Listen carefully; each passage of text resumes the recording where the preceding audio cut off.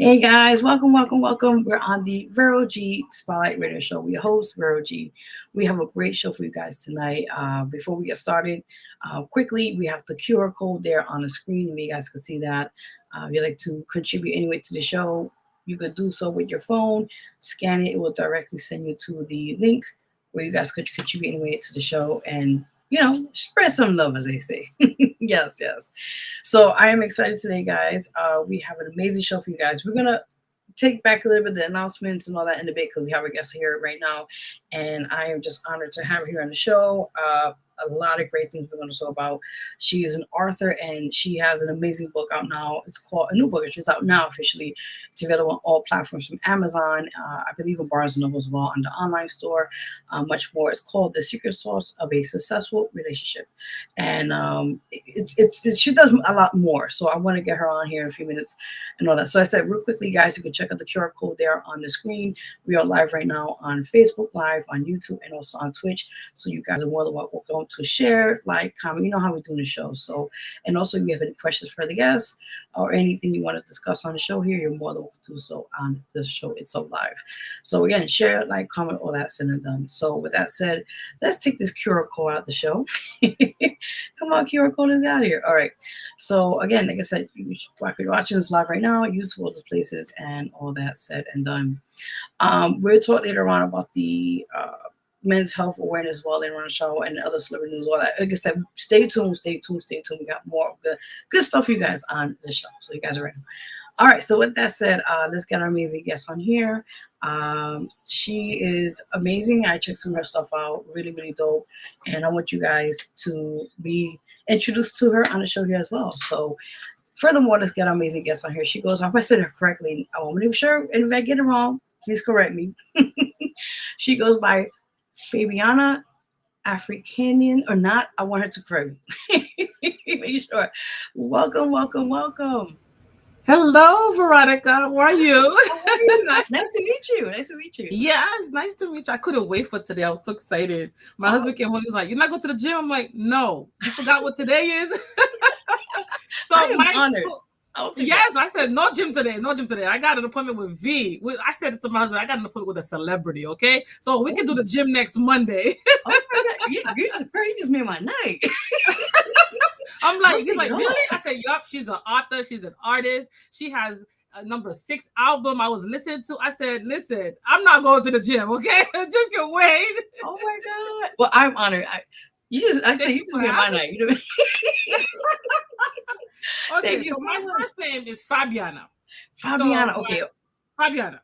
Okay. And my last name is Africain. Okay. Because it has the AI after it. That's my husband's last name, so it's Africain. African. Wow. Like I said, unique because I never. Yeah. I was like, okay, I want to make sure I announce it correctly. I was like, wait a minute. Yes. Just like how you know, sugarcane with the CANE, and this one is AIN, Africain. Oh, okay. Got it. Yes. Okay. Just think of sugarcane. No, listen, if I mess up, please correct me because I no problem. No problem. Okay. Just call me. You can call me Sister Fabi. You can call me Mrs. Africain or Fabi or whichever is comfortable for you. Okay. Got you. No problem. Sounds good. Are you ready? I've been ready since 7:20 when I text you. Girl, she was like, I was having sleep. I was like, okay, hold on. Yeah, I'm gonna make sure my equipment is all set. Like I'm one of those type of people. If I'm gonna be somewhere at 10, by 8 o'clock, I'm like, we gotta go. We gotta get ready. I love that. And I understand. Trust me. Sometimes you just gotta get things in a situation. So it's okay. Yeah, because you just never know with internet. I have to get my oh my God. I haven't done this in a while. So I remember sitting there, I was like taking pictures. I was like, hold on, I gotta get my setup ready. It's fine. Trust me, I have them days too. Like, wait a minute. You can't make this up. I know. That's so true. But I like to be ready. That's why I didn't go anywhere. My husband's like, you going out? No, I'm not going anywhere. I'm staying right here. No, I don't want to go out and then somebody get me upset and then I come back here and my mood change. So that's why today I said I'm not going anywhere. Oh my God. No, I guess thank you so much. And just your time. I appreciate that so much. Oh, thank you so much, V. Thanks for having me. So, what do you want to dive in? My book, The Secret Sauce for a Successful Relationship. Yes. This little book right here, boy, it was published last February, 2024. It's available in two formats. It's available as an ebook on my bookstore, and it's available as paperback on Amazon. So it came out in January as an ebook first. Due to the popular demand, like my readers were sending me messages asking me, is it going to be a paperback? I never planned for it to be paperback. I said, okay, I love to please my readers. And that's when I said, okay, let me turn it into a paperback.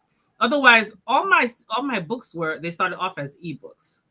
Oh, that's amazing. So you started out first that process just to see like the attraction, see people. Yes, because I'm diving into my experience, how I'm happily married, and what it takes, to be happily married after all these years. Because we're gonna celebrate 10 years in November, and we've been together for.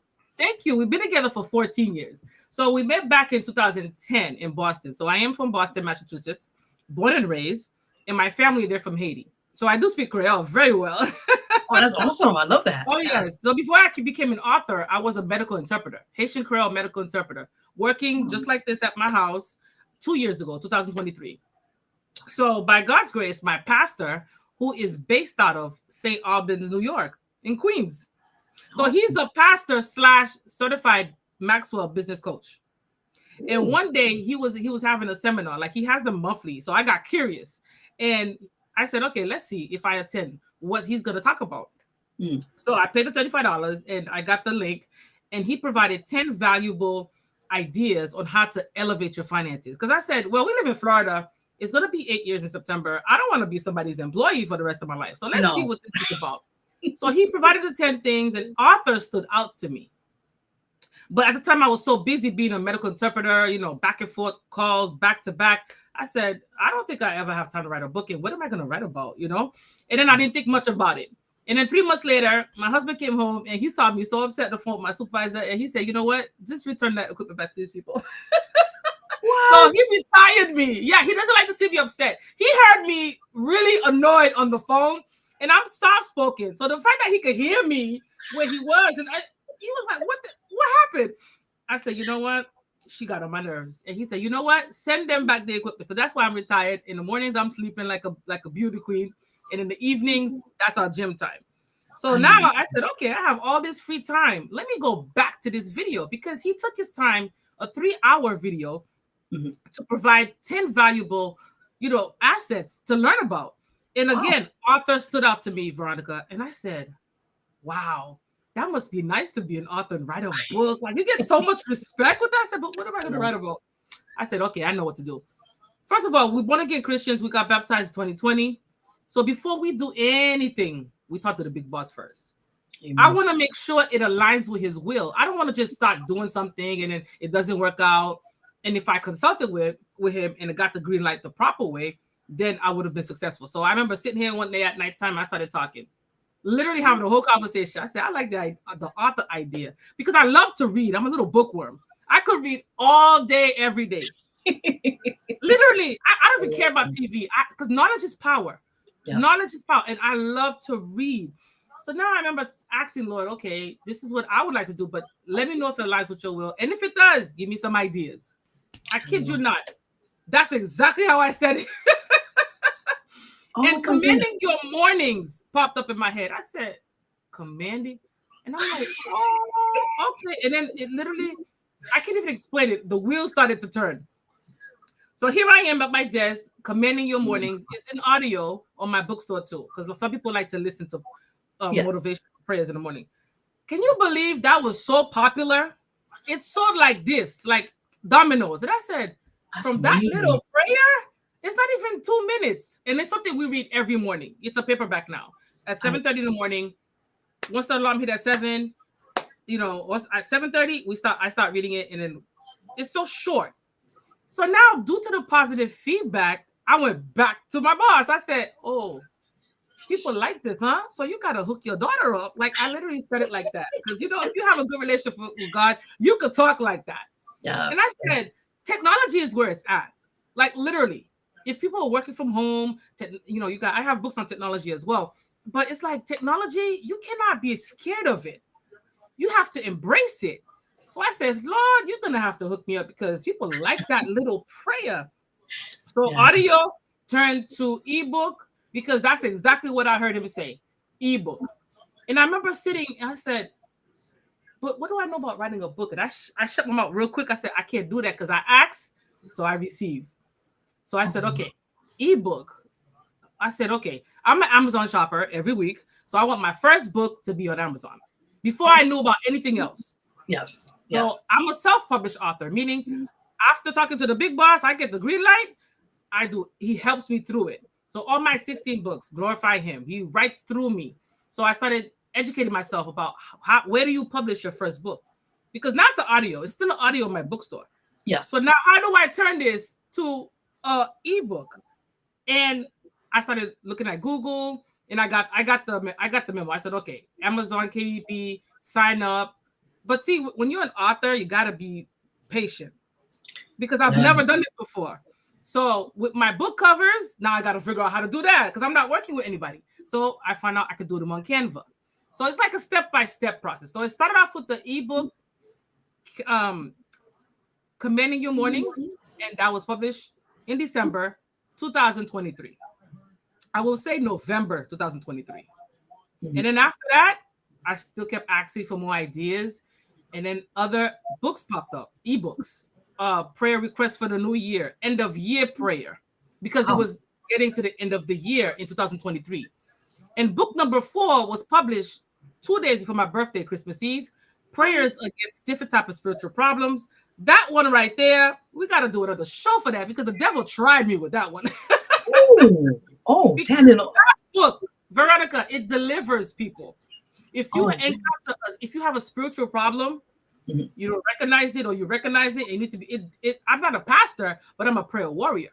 It delivers you. Like that book, it has 21 chapters of spiritual prayers for different type of spiritual problems.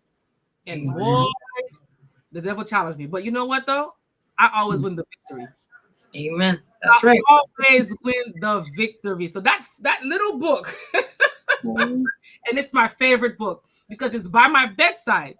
Why? Because when my husband leaves, I got to go to chapter 20 and go to prayer for your spouse/partner. So even if it's your girlfriend, boyfriend, husband, wife, you have to cover them because they're the ones going out.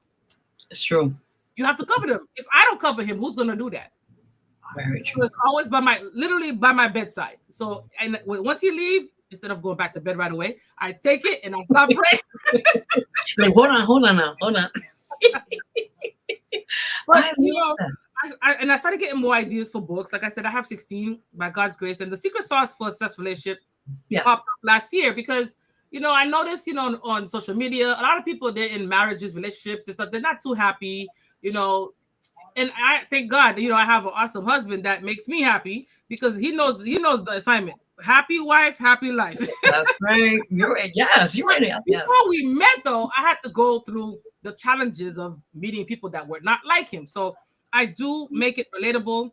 I give tips. It's only 6 chapters, but it's powerful, and that's why it has 5 stars. But all my books have 5 stars. So over this book, I give the steps on even if you're single, take notes. Even if you're married, take notes. So for the singles, I give the tips on how not to waste your time with the wrong person.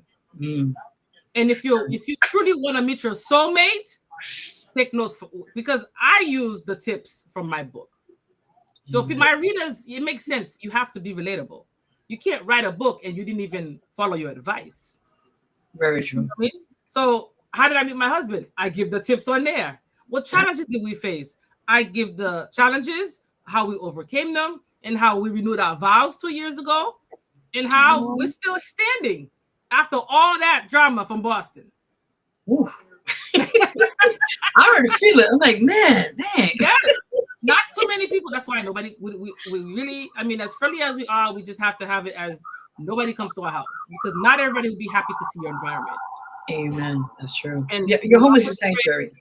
Yes, your home is your castle. You got to be careful. People, they don't always have good intentions. They coming over your house. They seeing your husband cooking. You don't let me cook anymore. I don't remember the last time I cooked. Listen, that's a keeper.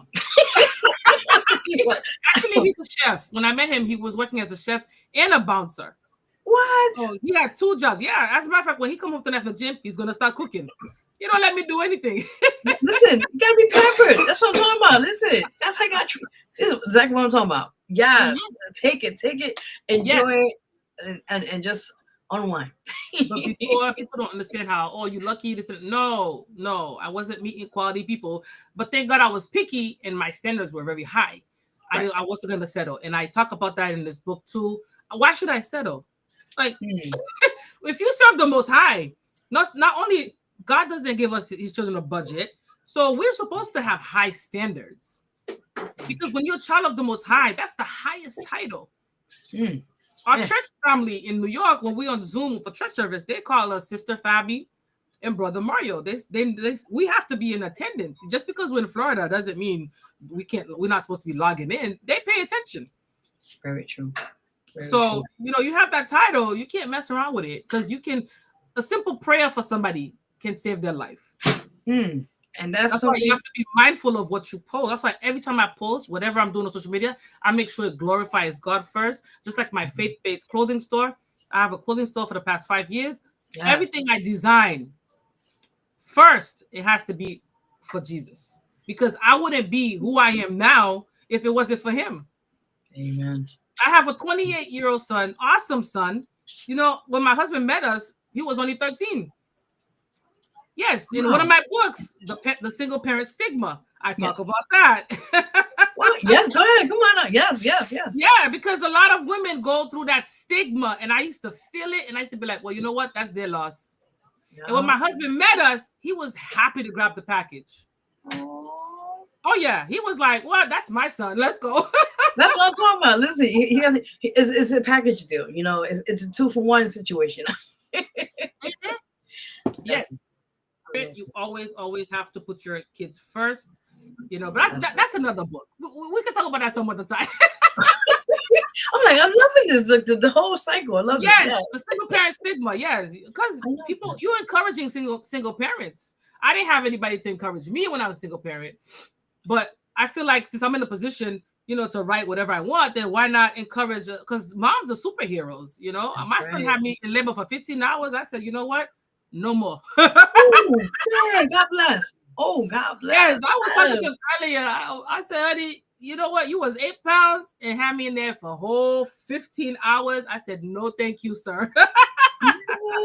That's enough right there. Yes, but I love kids though.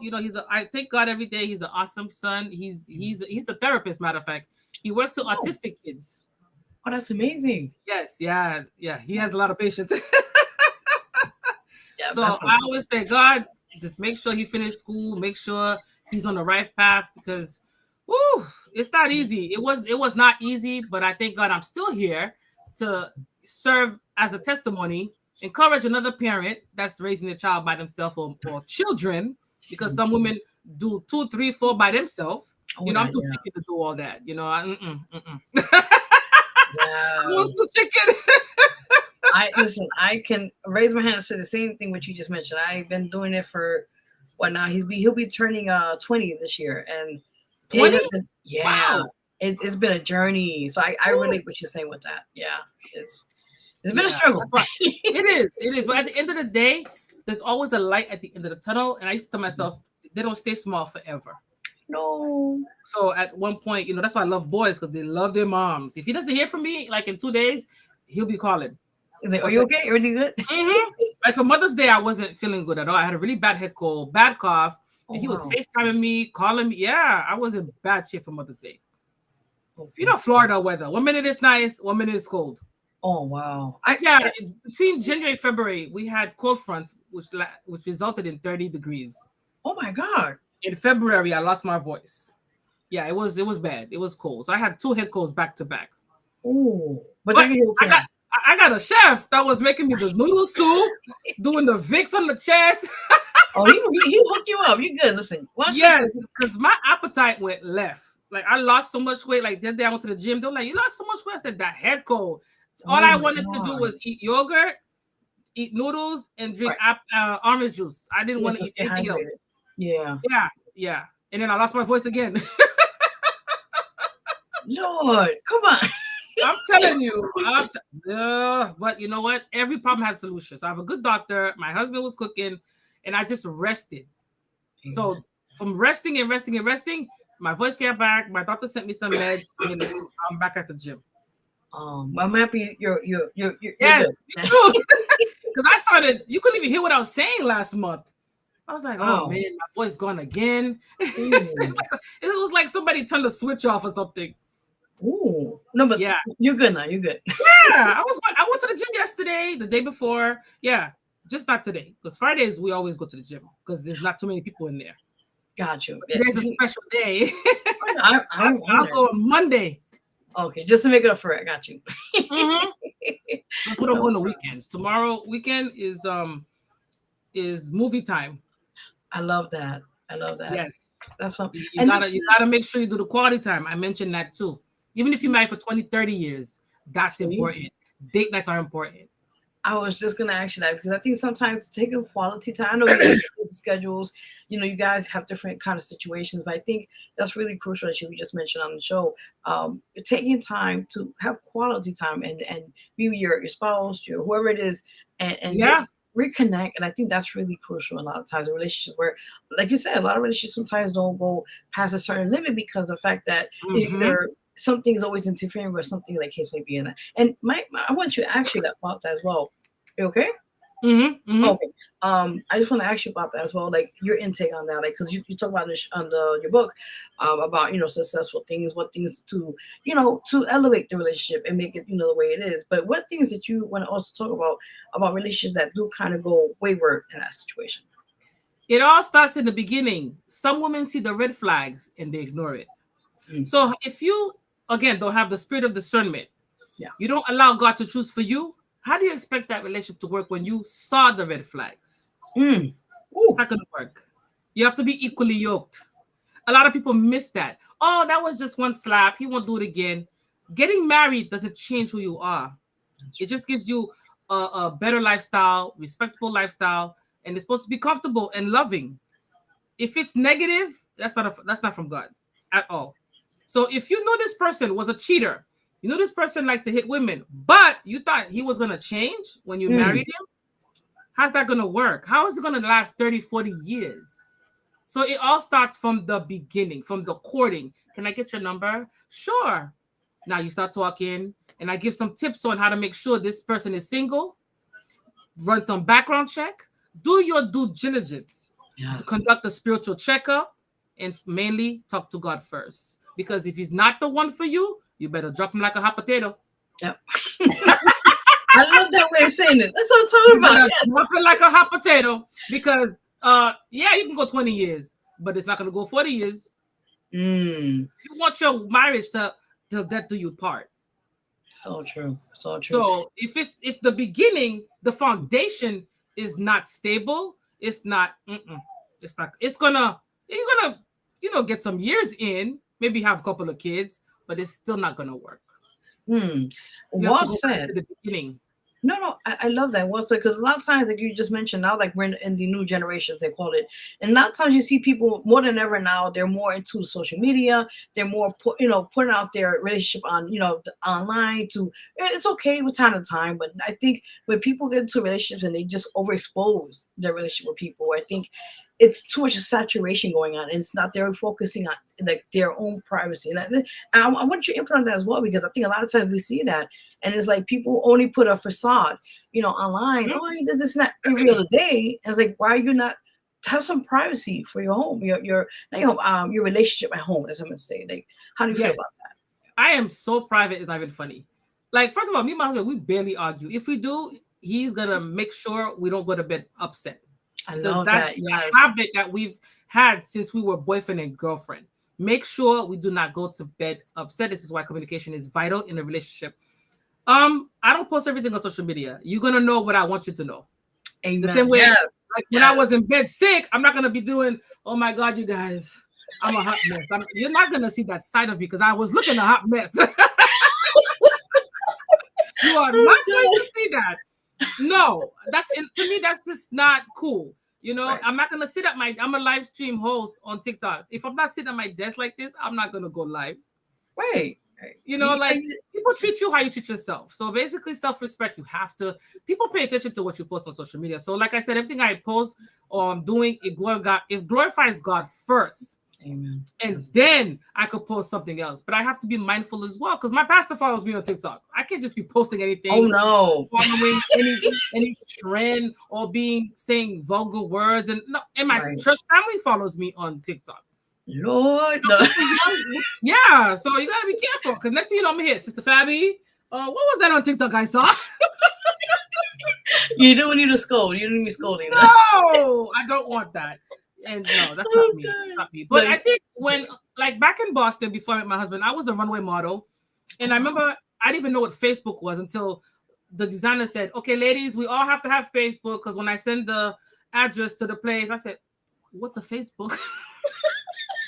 See, I was a MySpace person. I was on MySpace. Yeah. Haitian connection. So I said, "What is a Facebook?" I said, "Okay." So now, even when I was single in a runway, I never posted on Facebook I was single.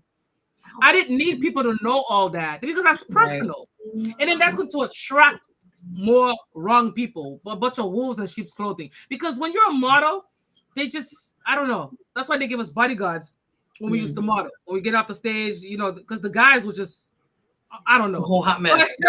When after the show, I would never hang around and chill. I just want to go home. Because somebody was always trying to get your number. And I didn't like that. Right. And you want to do work and then leave. I just want to do the work and go home. So now these days, I feel like if a young lady, because remember the Bible said, "He who finds a wife finds a good thing," not she who finds a husband finds a good thing. So women always, to me, I'm old school because I'm almost 50. So I always say it's always nice to stay ladylike. I know that. Meaning, stop the pum pum shorts, the girls showing, and that's not appropriate. That's going to attract losers. That's going to attract men who want to say, "Oh, I'm not interested in a relationship," because how is a guy going to wife you up if you're showing all the goodies to the world? Amen. Yes, this is what I'm talking about. Yes. Come on now, like you're gonna attract the wrong kind of thing. Yes. But before I was dressed, that's how I had to get dressed. I was wearing my, little lingerie, but that's for my husband to see. Right. That's a private eye. He's sitting here and everybody's showing. No. Mm-mm. So if a woman wants to meet a quality man, you have to be quality yourself. I love that. That's not going to work. If you, what's that thing they call twerking? Oh, twerking. God. Yeah. I don't know. Listen, I don't know. it's, my body can't even do that. I don't even want people like that following me. Okay, I really don't, because I'm gonna see your stuff. It's gonna irk me. Like, why I don't even like rap music. I just stick to gospel music or Haitian music, American old school R&B, Mary J. Blige, Toni Braxton. That's the kind of music I like. I'm old school, but these musics nowadays. What's that lady's name? Megan, and then what's the other's name? Cardi. Okay, that's them if they like those kind of music, but that's not my cup of tea. I'm not going to learn anything from that. Exactly. I want to listen to something I'm going to learn from. That's going to replenish my soul. I love that. And listen, I love that. If you want a quality man, make sure your page, you clean up your page. Like I remember a few months ago, this beautiful young lady was following me on TikTok, and she was saying, "Oh, I'm too beautiful to be single." And next thing you know, I see her doing this. She's going upside down on the bed with the booty shorts. I said, "You're not gonna find no man, honey. Beautiful girl, but she's a single parent. How are you gonna find a quality man, especially a man of God? You see a man of God, he's gonna say delete. Yeah, I'm not dealing with that because God would not allow him to go even talk to this young lady because her page is not reflecting. You gotta always, especially if you're a Christian, you gotta make sure you find your own kind too, because then you be equally yoked. So how is that a young lady? She want a good man. She wants somebody to pay her bills. Okay, that's fine. But what about you? What do you have to offer? Do you know how to cook? Listen, that's what I'm talking about. Do you know how to clean? What do you have to offer somebody? It takes two in a relationship. I love that. I want to sit there and let the man do everything. I be fighting with my husband like, no, leave the dishes. I'll do it. But no, I'll do it. I'm like, listen, go sit down. Okay? Go sit down. I said, I'll do it. Like, I have to be like that because he'll be like, no, That's crazy. No, I understand. For dishes. And then there was a time when I was single, and if I had somebody that I was talking to, you know how when you try to get to know somebody and you start testing them, can you throw away this trash for me? Oh no, I don't do that. I said, oh, okay. I've been telling my husband this story. I said, before I met you, it was a hot mess. Oh God. That's another thing too. If you're married to somebody, make sure you can gossip with them. They're your best friend. Right, because it's just that, like you said, I mentioned the foundation. Like you guys building something. If you're just getting married just to somebody to pay your bills, that's not going to work either. Because you're going to crave somebody else. Social media is tempting. That's why I log off every night at 11 o'clock. I just took a whole week break and went back on yesterday. You have to discipline yourself with social media because the devil is everywhere. Ooh, yes. He's in games. He's in TV. He's in social media. Yes, when I do live streams, they do visit me sometimes. I have to block them because I'm spreading the gospel and they don't like that. Amen to that. And you're so right. And let me tell you something.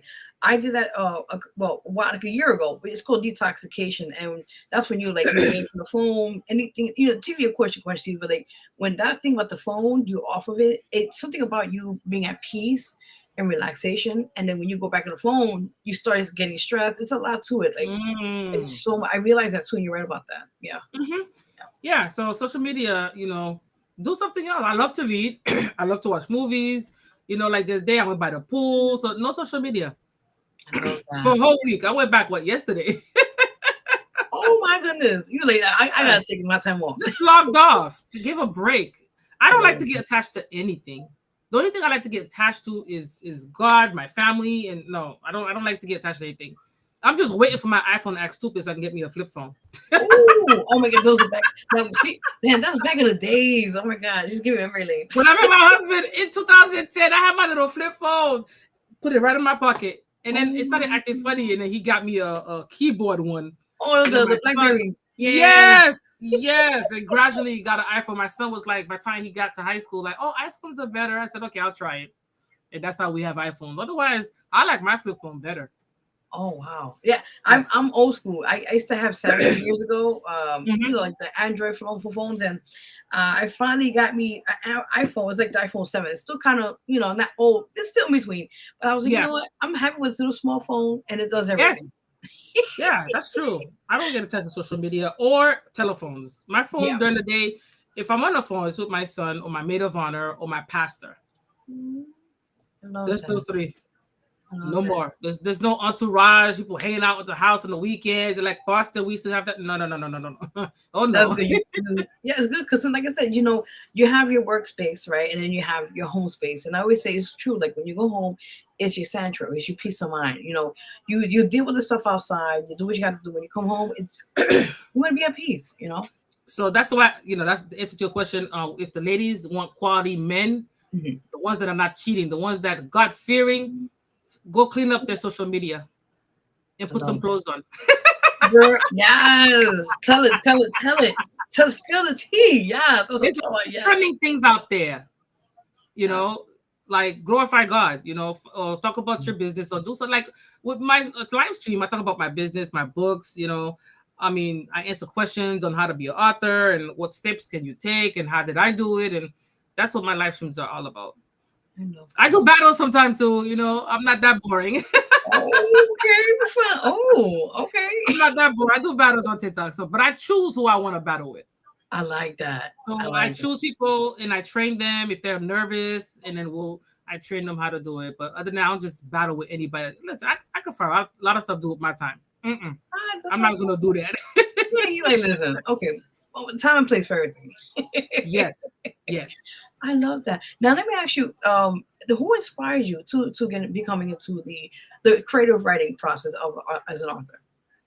So it started by my pastor's business seminar. Oh, remember? He provided 10 values. That's how it all started. And then I knew I didn't want to be an interpreter for 10, 20 years, because when you're an author, you're an entrepreneur. Then I have my store I opened 5 years ago. So that's where the whole idea came from. Oh. So after talking to God, I got the green light. Bam, there we go. Because that wasn't on the vision board. I tell you that right now, being an author wasn't on the vision board. That is amazing. Oh, and for my store, that was created in 2020. Okay. I went to buy time. Yes. Yeah, I went to buy a Haitian flag mask, but where we live in Florida is the boonies and far from Miami. Ooh. I couldn't find one, so I said I'm gonna design it. So this is how I have my journal right here that says Jesus swag, serve, worship, and glorify. I designed that. So everything on my website, I design it. Everything I can't find in the store, I design it. I love that. That is amazing. That's amazing. And like I said, you're being an amazing person because the fact that you're not only an author, you have, by the way, people don't know, you have over 16 published books out now. You just mentioned a few out here as well. And people, they could get it on all platforms, right? Digital platforms. So everything is on my link tree. I have a link tree that has linked to my bookstore, to Barnes and Noble, Lulu, and my bookstore and my clothing store. So that one link tree, I think I sent it to you on Instagram. That's where you find everything. Okay. But if you Google my full name, say if somebody didn't even know about Linktree, Google will tell you where everything's at. No. Listen, Google is the best thing that God bless. I'm telling you, I didn't even know I was on Google until one day I was looking for something. I said, wait a minute, how did that seep through Google? I'm done. I was like, what? Yeah. I was surprised. I thought it was only if I tell somebody what my books are, that's how you find it. I said, no. Once I pulled up my full name, I said, oh my goodness. I see the magazines I was published on, the podcasts I've done. I did a radio interview 3 months ago. I was like, I didn't tell Google all that. How did it seep through? I think it's a way, like, it just pops up. It's just, I think the way they do it's weird. Yeah, the search engine, like, it's, I don't know. I figured it out. My son told me that. He said, no, whenever you do something, it's going to stay on there. Yes, definitely. No, but it's good though. Yeah, so, yeah, it is. So my link tree, like I said, it's you see on my bookstore, all my books are in ebook formats because a lot of my readers, they prefer ebooks. I love that. Yeah, they prefer ebooks. Awesome. Now let me ask you, what other projects you got going on this year, and for next books you got going on as well? One thing about me, I build in silence. The enemy does not like me doing all these things, doing God's work. He does not like that. I've been dealing with spiritual attacks with last year, this year. So that's why when I build in silence, I just post it when it's done. I understand. I'm supposed to have projects for next year. I didn't even tell my husband about it. I talk about it. I post it when it's done. Like today, I told him yesterday. I didn't even put that on my TikTok because when you're a public figure, like you are, when you start putting stuff out there, you're gonna attract haters. People that are lurking and not liking, they're not reposting. Those are haters. They're undercover haters. Your people from their hometown, your relatives, your friends. They're sitting there looking and not congratulating you. So that's why I post after the flyer that you sent me. I never posted it on TikTok because I have 13,000 followers on TikTok. I don't need them in my business like that. I hate to say it. No, I understand. Trust me. Because I don't know them personally. So I don't want to post something and then something happens because the enemy can't hinder your plans if they don't know about it. I believe that so wholeheartedly because a lot of times my mother recipe, she says something like that too. She says, when you do something, do it in silence. And then when you have everything put together, then put it out. Yeah. Even my magazine cover, I was on the first magazine cover in January. I posted it on New Year's Day. New Year's, midnight, I post. Not while it's in process. Oh, wow. I love that. Okay. You do that because, listen, the enemy is all over the place. So you posting something. Remember, he has agents too. That's why you have to be careful who you're friends with, who you're sharing things with. Very true. Post it after. If you just keep it to yourself or just let people in your house know and you just, sometimes even my son on the phone, I tell him after, I'm like, I got something good going on this week. I'm going to let you know when it's done. There you go. Enemy has ears too, so, monitoring spirits. Well, I love that. But so I always got something going. I just, after, I always tell people, follow me on social media, especially TikTok. That's where I'm always on there more. You'll see what I'm doing because I always post it after. No, that's fine because it gives time. It saturates the whole time. For when the next project or whatever thing, people would be like waiting, like when's it coming out? Okay, I'll let you know when it comes out. Because you'd be surprised how somebody can say a negative word and it messes up everything. Like I remember when my first books were published, I had 4 by December 2023. I was so excited. Like I was just so excited to see I put my name in Amazon and here I pop up. Like I'm shopping on Amazon every week and I'm like, wow, I actually did this. So I called my so-called favorite cousin. I'm like, hey, cuz, guess what? My book is on Amazon, this and that. His answer was, oh, I'm happy for you, cuz. You might not, even if you don't sell the first year, you'll sell the second year. We reject that. What? Yes, just like that. And I sat on the phone, I was like, oh. And that's, for me being an author, that's when I realized who my friends really were. Right. A lot of people stopped talking to me, relatives, when I told them. Like, I don't have any relatives that are my customers. All my customers are strangers. Right. Right. And I'm like, wow, just from 4 little books. But I told you. Yeah. And I said, okay, so that's an undercover hater. And ever since then, it never called me anymore. That's why I changed my number. It's good that way. I changed my number like last October. Yeah, I changed my number. So nobody can get in touch with me like that. No, because I picked up their vibe. And I said, wow, what is this? I said, okay. But you know what? That's fine. I have my husband, my son, my maid of honor, and my pastor. So I don't need nobody else. I think it's good that way because sometimes toxic people, you have to get them out of your circle. And the immediate people in your life that mean a lot, just keep it that way. A small circle, I meant to say. Yeah. Small circles are the best. Are the best. Oh, yeah. Yeah. Definitely. Definitely. So for me. No, you're good. You're good. Don't worry about it. But let's just say you got something in the works, and when it gets out, I'd love to have you back. Yeah, because it gets out me anyway. Yeah, that was just we'll keep it like that. Yes, yes. So not only are you an amazing published author, you are also a e-commerce business owner, and you have a company called Gorgeous Custom Design. I'm sure the picture right now. Hold on. Okay, here it is. So it's called Gorgeous Custom Design. Talk about that. That was created in 2020 when we all had to stay home. And I'm over here looking for a mask and stuff like that. And I like things to be different. You know, like I said, I like writing my things down, like my journal here. You know, I like design. Like for Father's Day, I got my husband a sunshade that said trophy husband because he's a trophy husband. And I made the shirt for him. I put the video up. He was so excited. And I got myself a sunshade too because I hate when I'm getting in my car. It's super hot. And my sunshade says highly blessed. I like designing different things. And I also design for businesses as well. And when my customers, they buy from me, they tag me. And if a company wants me to put their logo on something, they will just reach out to me my email. Because in the link tree, my email is in there too. Oh, wow. Oh, so there you go. When you click on the link tree, you'll see the TikTok logo and the email logo and I believe YouTube logo on the top. Yeah, so that's how they reach out to me. Awesome. So if they want a t-shirt, a coffee mug, or whichever with their logo, I take care of that for them. And I upload it on my website and they just purchase it from there. And nothing comes from my house. Everything is handled by them, the fulfillment center. I love that. So I saw a few of the things on the website, which is I love by the way because it's personalized. You know, one thing about things that's already manufactured, but you take time on each artwork, each. I do my designs at nighttime because I sleep late. Like between 1 and 2 in the morning. If I can't sleep, I sit at my desk, make sure everything is okay. Like if I have a request, like recently I did a gender reveal design, so I make sure it's 2, 3 in the morning. I'm making sure everything is perfect because I'm a perfectionist. Everything to me got to be perfect. That's amazing. Because if somebody reaches out to you, you know that means they trust you to do this. So you can't take it lightly.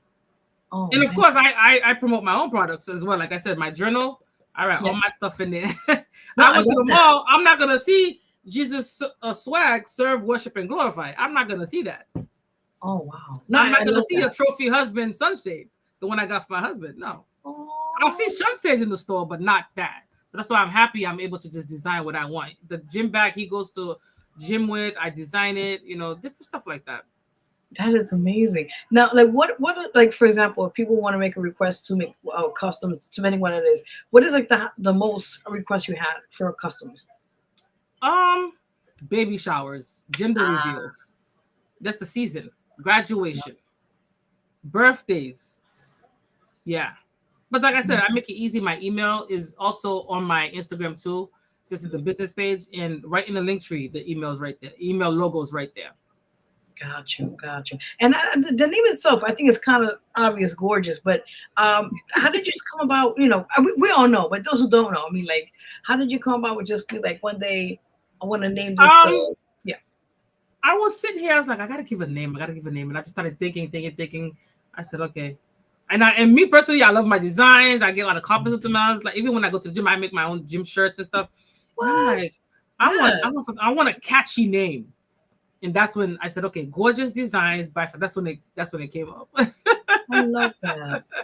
At first, it was, I had to change it. It was called Mrs. Africain Store. And then I thought, no, we need something more catchy. Catchy. And I want people to know my first name too. People are so used to hearing Mrs. Africain. They be like, are you from Africa? Are you in Africa? When they see me on TikTok, I'm like, no. That's my husband's last name. No. So I wanted something with my first name finally. So people can know my first name too. Okay, that's really cool. I mean, it does. When I heard it, I was like, "This is kind of cool," and it personalized who you are. And then when I saw so many stuff, I was like, "Really, really cool and something different." Because I saw some of the stuff you had, like the mugs, you had mouse pads, and I was like, "This is so original." And to have like, so let's say someone something order in. Okay, what you want, and then you could also like mail it out to the client, right? Just mail it out to their home. There we go. Okay, yes, okay. This is my desk mat. Awake, grateful, loved, and blessed. I love that. Yeah, that's my desk. I needed a desk mat. My desk was so boring looking. It was just so plain. My husband built my desk for me. Oh, that's nice. Wood. So he came in. Yeah, he builds furniture. So he built it, but it was just boring. And I was like, nah, we need a desk mat. So that's what I was. Yeah. Yeah. I love that. So let's say if people want to, like, let's say, because people worldwide want to like say, hey, I want to order from you. Where could they? Is it the link tree? The link tree. Just look for Gorgeous Custom Designs by Fabiana. Once you click on it, you look on the tab. You see my ebook. You see where to get my books, and then you see Gorgeous. The same logo. You'll see it say Gorgeous Custom Designs by Fabiana, and you click on it, and you see everything. I love that. That's what I'm talking about. People, yes. And she is open to have custom designs ready when you guys want to contact her. Definitely support her and her business, and spread the word and support. I always say support is available to everyone out there. With that said and done, so prior to that, you said you got the e-commerce business.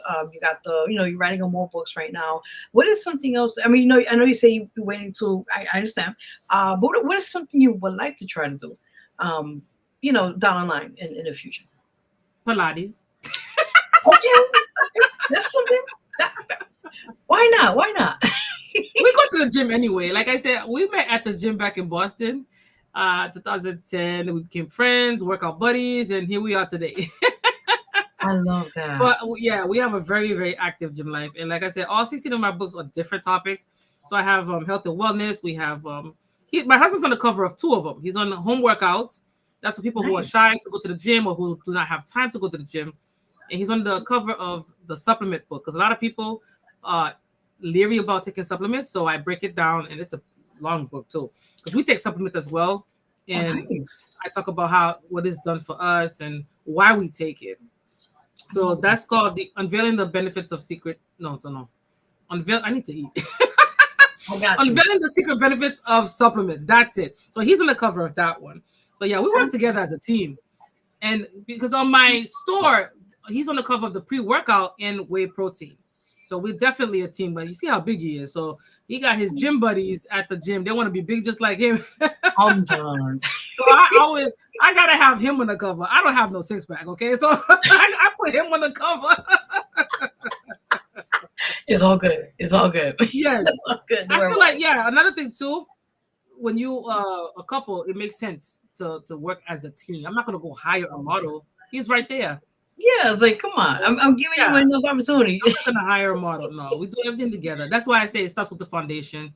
Some couples, they're stingy with each other.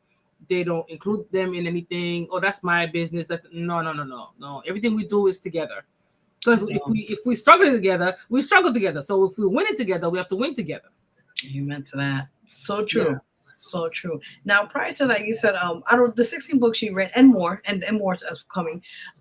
What is your favorite book that you Number 4, Prayers Against Different Type of Spiritual Problems. My favorite because that book, it challenged me spiritually. In the prayers, we use that book as well when we're fasting and praying.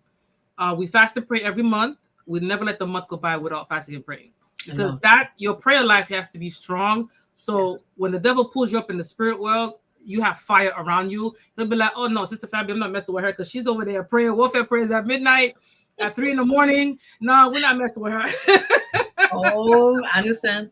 Don't leave no cracks. And in my other book, The Secrets to Winning God's Heart too, that was published last August, I give the tea on why it's beneficial to fast, how to fast, and how to get your name in the book of life. A lot of people think that when they do good deeds on earth, that's what's gonna get them to heaven. Far from the truth. So I give the tea on what is it you got to do if you really want to get your name on the book of life. I think, how I give the example of the book of life is like how back in the day when I used to go clubbing, not anymore, when you want to be on the VIP list. So when you're on the VIP list, no matter how long the line is, you get in there fast. Right. It's the same thing with the book of life. There's two masters, so choose one. If you don't choose one, by default, you serve the other side. Very true. On all my social media posts, it's all pinned when we got baptized. So you know where I stand. You know who I serve. You see what I mean? So when it's time to leave the earth, God's not going to question, Sister Fabi, did she make me her Lord and Savior? She sure did, because every chance she gets, she's glorifying me. She gave her life to Christ on Father's Day, 2020, along with her husband. On my door, it says Jesus Christ is our Lord and Savior. I have a sticker on my car that says I love Jesus. Those stickers, I make those on my website too. So there's no doubt about that. I love that. And that's the secret. People think, oh, I give to charity. I give the last clothes on my back. That's nice. But that's not your ticket to heaven. So as a child of the Most High, God helps me reaches his children through my books, because he helps his children through his children. That's why I have to be mindful of what I write. I can't just get up and write about anything that don't make sense. Before I write a book, I have a whole conversation first. And God, what do you think of this? Can you give me some idea? Like all my book titles are him. I love that. Because the secret to winning God's heart, that came from him, because I remember saying, your children, they don't know you. So what am I going to write about so they can know you? So he didn't answer right away. I remember watching a movie and I heard him answer. I said, oh, let me run to my desk.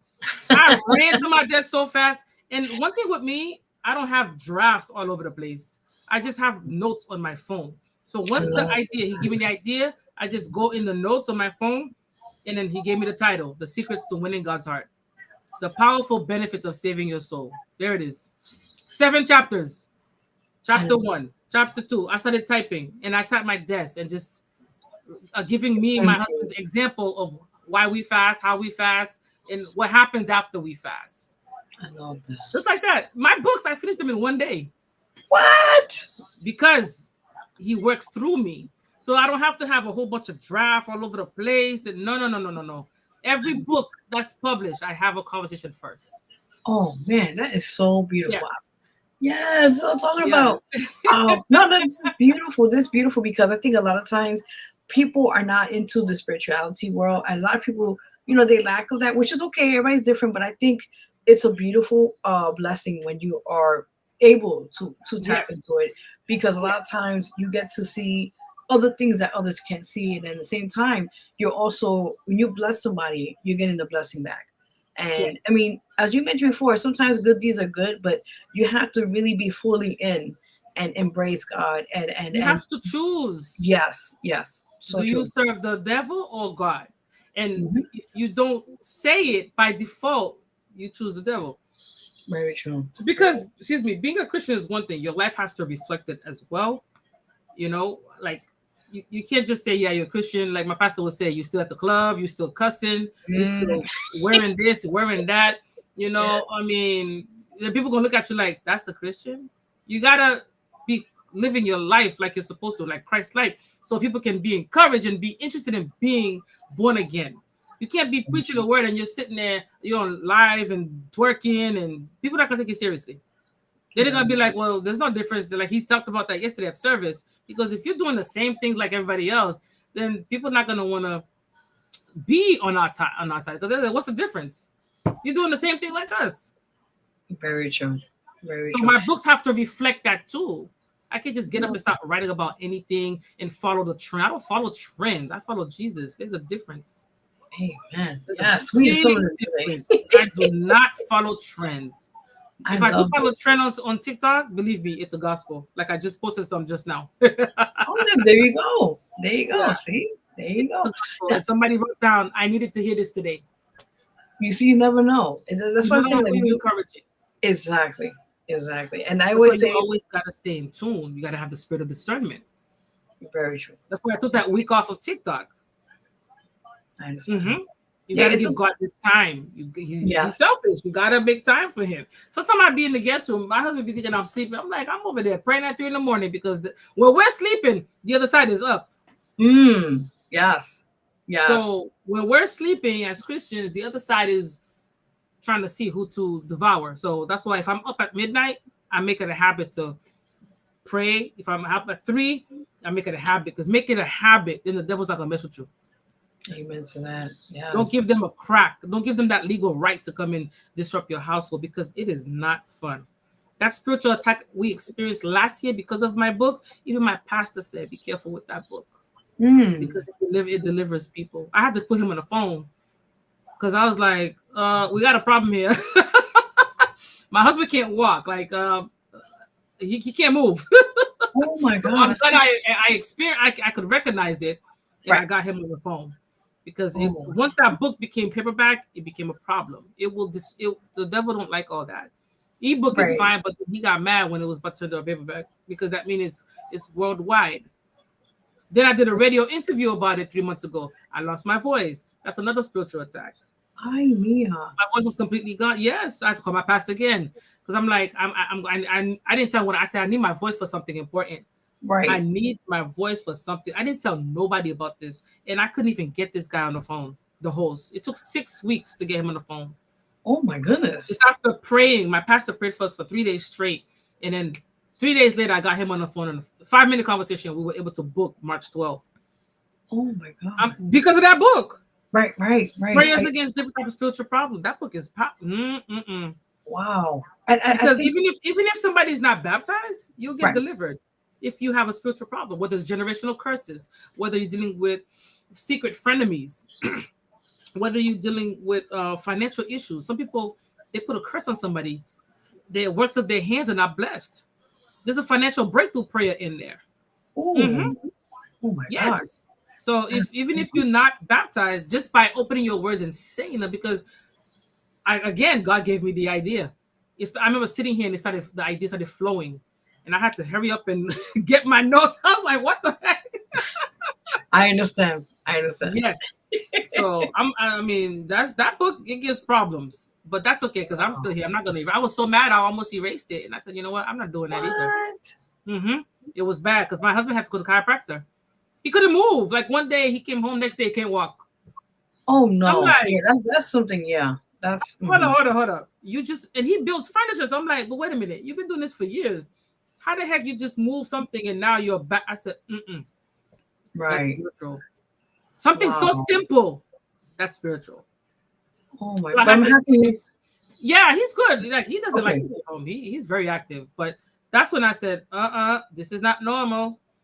Wow. I said, I took him to the ER. Talking about we need a chiropractor. I said, chiropractor. I'm like, something's not right here. I said, I'm not. Forget the doctor. I'm calling my pastor. Right. Let's get this situation figured. But a lot of prayers. We did do the chiropractor, because the chiropractor is good too. To get the bones cracking. I had them align his C1, so we did the human part. But he got healed in my pastor's deliverance service. Amen. He has the deliverance service every Thursday in Queens, but we watch it here. And anywhere you are in the atmosphere, as long as your faith is up there, you get blessed and healed. And all of a sudden, he started moving around. He couldn't go to the gym for a month. Wow. And this man loves his gym. Woo! So he was like, wait, let me heal, and then right back on it. He was limping. Like, it was so weird. The left knee was swollen. Like, he couldn't. That's a spiritual problem, because I've never seen him like that. And once that book became paperback, that's when it happened. Oh my goodness. That's crazy. And my pastor was like, be careful with your book. And it made my heart skip a beat. I said, why you say that? He goes, because your book delivers people. Wow. That's what he said. I said, oh. And I was like, should I take it out? And I said to myself, you know what? I'm not doing that, because that's what the enemy wants. It's going to stay right here. There you go, and let it be known. Like, some people, for those who are watching, the name of that book, particularly that one. Prayers against different type of spiritual problems. Okay, and that's, you said, is available on Amazon. Yeah. Okay. Linktree. Once you go on Linktree, yes, paperback on Amazon, ebook on my bookstore. Okay, got you. Okay. Now, prior to that, like I said, it's amazing that your story, like, to see the things you've gone through and you overcame all these, the different situations. So prior to that, let's talk about the world itself right now. As you see, this is about to be World War III with Iran and Iraq. There's so many evil going on in this world. Like, what is your take on that? Well, that's easy. First, I don't watch the news. I let my husband tell me what's going on. Gotcha. Because I'm home all day. If I watch the news and keep consuming the negativity, you have to remember the devil works through the TV screen too. So now it's going to make me depressed. It's going to make me not want to eat. So we don't have the spirit of fear. I told my husband the other day, I'm ready when God is. Point blank. I feel like I live my life. My son is older. He's all trained well. I said, because we're not supposed to have fear. Everything has a solution, no matter what the problem is. All he does is he just goes over emergency plans with us because it's just the two of us. So now if there's an emergency, we know what to do. Just make sure we stock up on food. We just make sure we have all the necessities. We're child of the Most High. We cannot be scared. Amen. You know, like I said, I'm ready when he is. I got you. I understand. It's understandable. We already deal with hurricane in Florida, man. I'm ready when he is at this point. I give it to you. I give it to you for that. Oof. I don't know how you guys deal with that. I can't. Yeah. Last year was the first bad one. We lost power for 3 days straight, back to back. So now this year we're more prepared because of that. Gotcha. But last year when it first started, a pole blew up. We never lost power before. So that's why this year we have all our gadgets. We have all our fans. People prepared. I love that. We got everything. We're not, because I was hot. I was passed out because I'm born in the cold, and here we are. It's hot, October, hurricane, no light for 3 days. Oh no! I said, no! Neck fan. This little neck fan helped me sleep. I'm telling you. So this year we definitely prepared. I love that. That's what I'm talking about. I know down there is no joke, man. They from June to November, yeah. But we don't live in a flood zone, which is good. Oh, that's good. Yeah. Mm-hmm. Yeah, we don't live. But if we lose power, then it won't surprise me. We know what to do. Versus last year, we were like, what? How did this? Yeah, that never happened to us. So I let him tell me what's going on. I don't want to keep watching news while I'm home like that. Right. That could be depressing. No. Trust me, I understand. But if it's an emergency, they already tell me what we're gonna do. No, that's good because you guys are already prepared. Like, you know, he told me. If he didn't tell me, I wouldn't even know. Wow, that's how much I don't even want to know what's going on. I just if it's important, he's gonna tell me. He has to tell me. Right. Because if I'm home by myself one day and then there's something happening, he has to let me know what's the next step, what to do. Yeah, just in case our phone's shut down. Yeah, just to be in a safe hand with that. Yeah. As a backup, have just a generator, like all that. Yes. Okay, that's good. Every problem has a solution, so I don't even worry about it. God is in control. Amen. That's what I'm talking about. Yes. That's what I'm talking about. Yes. Now, do you have any shout outs you want to give? Shout out to my husband, my son, my maid of honor, Natalie, my pastor from the Life Zone Church in New York, St. Albans. We've been a member for the church 2 years. 2 years. And I wasn't even looking for a pastor in New York. God put him right in my face on YouTube. So I always going to give him a shout out, because if it wasn't for him, meeting him, going to that business seminar, I would not be an author. And I end up inspiring him because now he's an author. He has his first book that he got published last September. Oh, man. Yeah. We have a great relationship with him. When he comes to Florida, he visits us. It'll be like 1 o'clock in the morning. If I need to talk to him, he'll pick up the phone. So he's a reliable, on-demand pastor. Anybody who needs prayers, like, he answers the phone. That's what I'm talking about. He's on TikTok live every night praying warfare prayers too. I love that. 7 days a week. Yeah, he's dedicated. I've never met a pastor like that. I tell you, in all my life in Boston, I've met pastors that say they'll call you back. They don't call you back. This one, if I call him at midnight, he's going to pick up the phone because he's going to know something important. Yeah, he cares about his members a lot. If we don't show up on Zoom, he knows. Wow. Yeah. That's amazing. Yeah, it's rare to find that. We've never had that. Wow. Never had that. So we're part of a great church in New York, remotely though. I know. We came to New York in 2023 for his pastor appreciation party. You know, we surprised them in October. Yeah, for one day. Yeah. But that's cool because you guys even said you get to, even though it's like you guys can't be there all the time, you're able to, online and also if you can. Yeah, everything that they're doing, we're involved. Just because we're in Florida, and when he comes up here too and does his service, we hands on deck. I love that because we're members. Yes, of course. He initiated us virtually 2 years ago on Zoom because we were at a church. Funny story was we was at a church we got baptized in. All they were doing was singing and dancing. I remember. You are a Christian. You need to know how to pray warfare prayers. Amen. The basic prayers is fine, but when you're dealing with spiritual problems that keeps carrying over yearly, you need warfare prayers, casting and binding, fasting. That church was dancing and singing every Sunday. And I said, something's missing. We was there for 2 years. I said, something's missing. So I went. Right. Nobody was speaking in tongues. My pastor, when he started praying, you start sweating. The first day he prayed for me, I was like, ooh, I'm hot. What? That's how powerful, because he gets in your bloodline, on your mother's house, on your father's house, anything, anywhere. That's like, I've never seen prayers like that. That's the first day he prayed for me for 20 minutes, I was sweating bullets.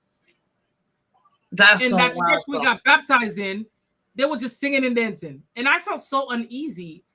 And I'm like, that's not how. And my husband's from Haiti, so I'm like, we need some fire prayers. We need some like fire that's making you, feeling it. Nope.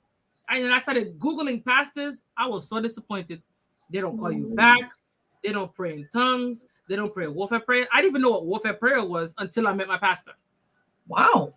Because we were just used to basic prayers. Right.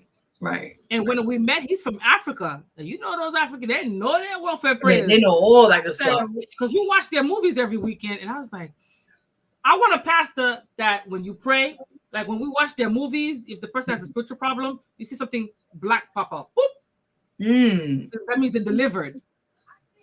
And I'm like, the pastors that we were meeting were asking us to pay them to pray for us, to pray for us. And I was like, no, a real man of God will never ask for money. That's right. And my pastor's like that. Even if you're not a member, you call him, he'll pray for you. Yeah, Imagine us. We're members. You see, he's been to our house twice, blessed our house. So it's important when you're a Christian, you have a good shepherd, a good relationship with your pastor. It's a bonus that he's a business coach. I'm telling you, God knows what he was doing. Because he knows I'm nosy. He put him right in my face on YouTube. No, he knows I'm nosy.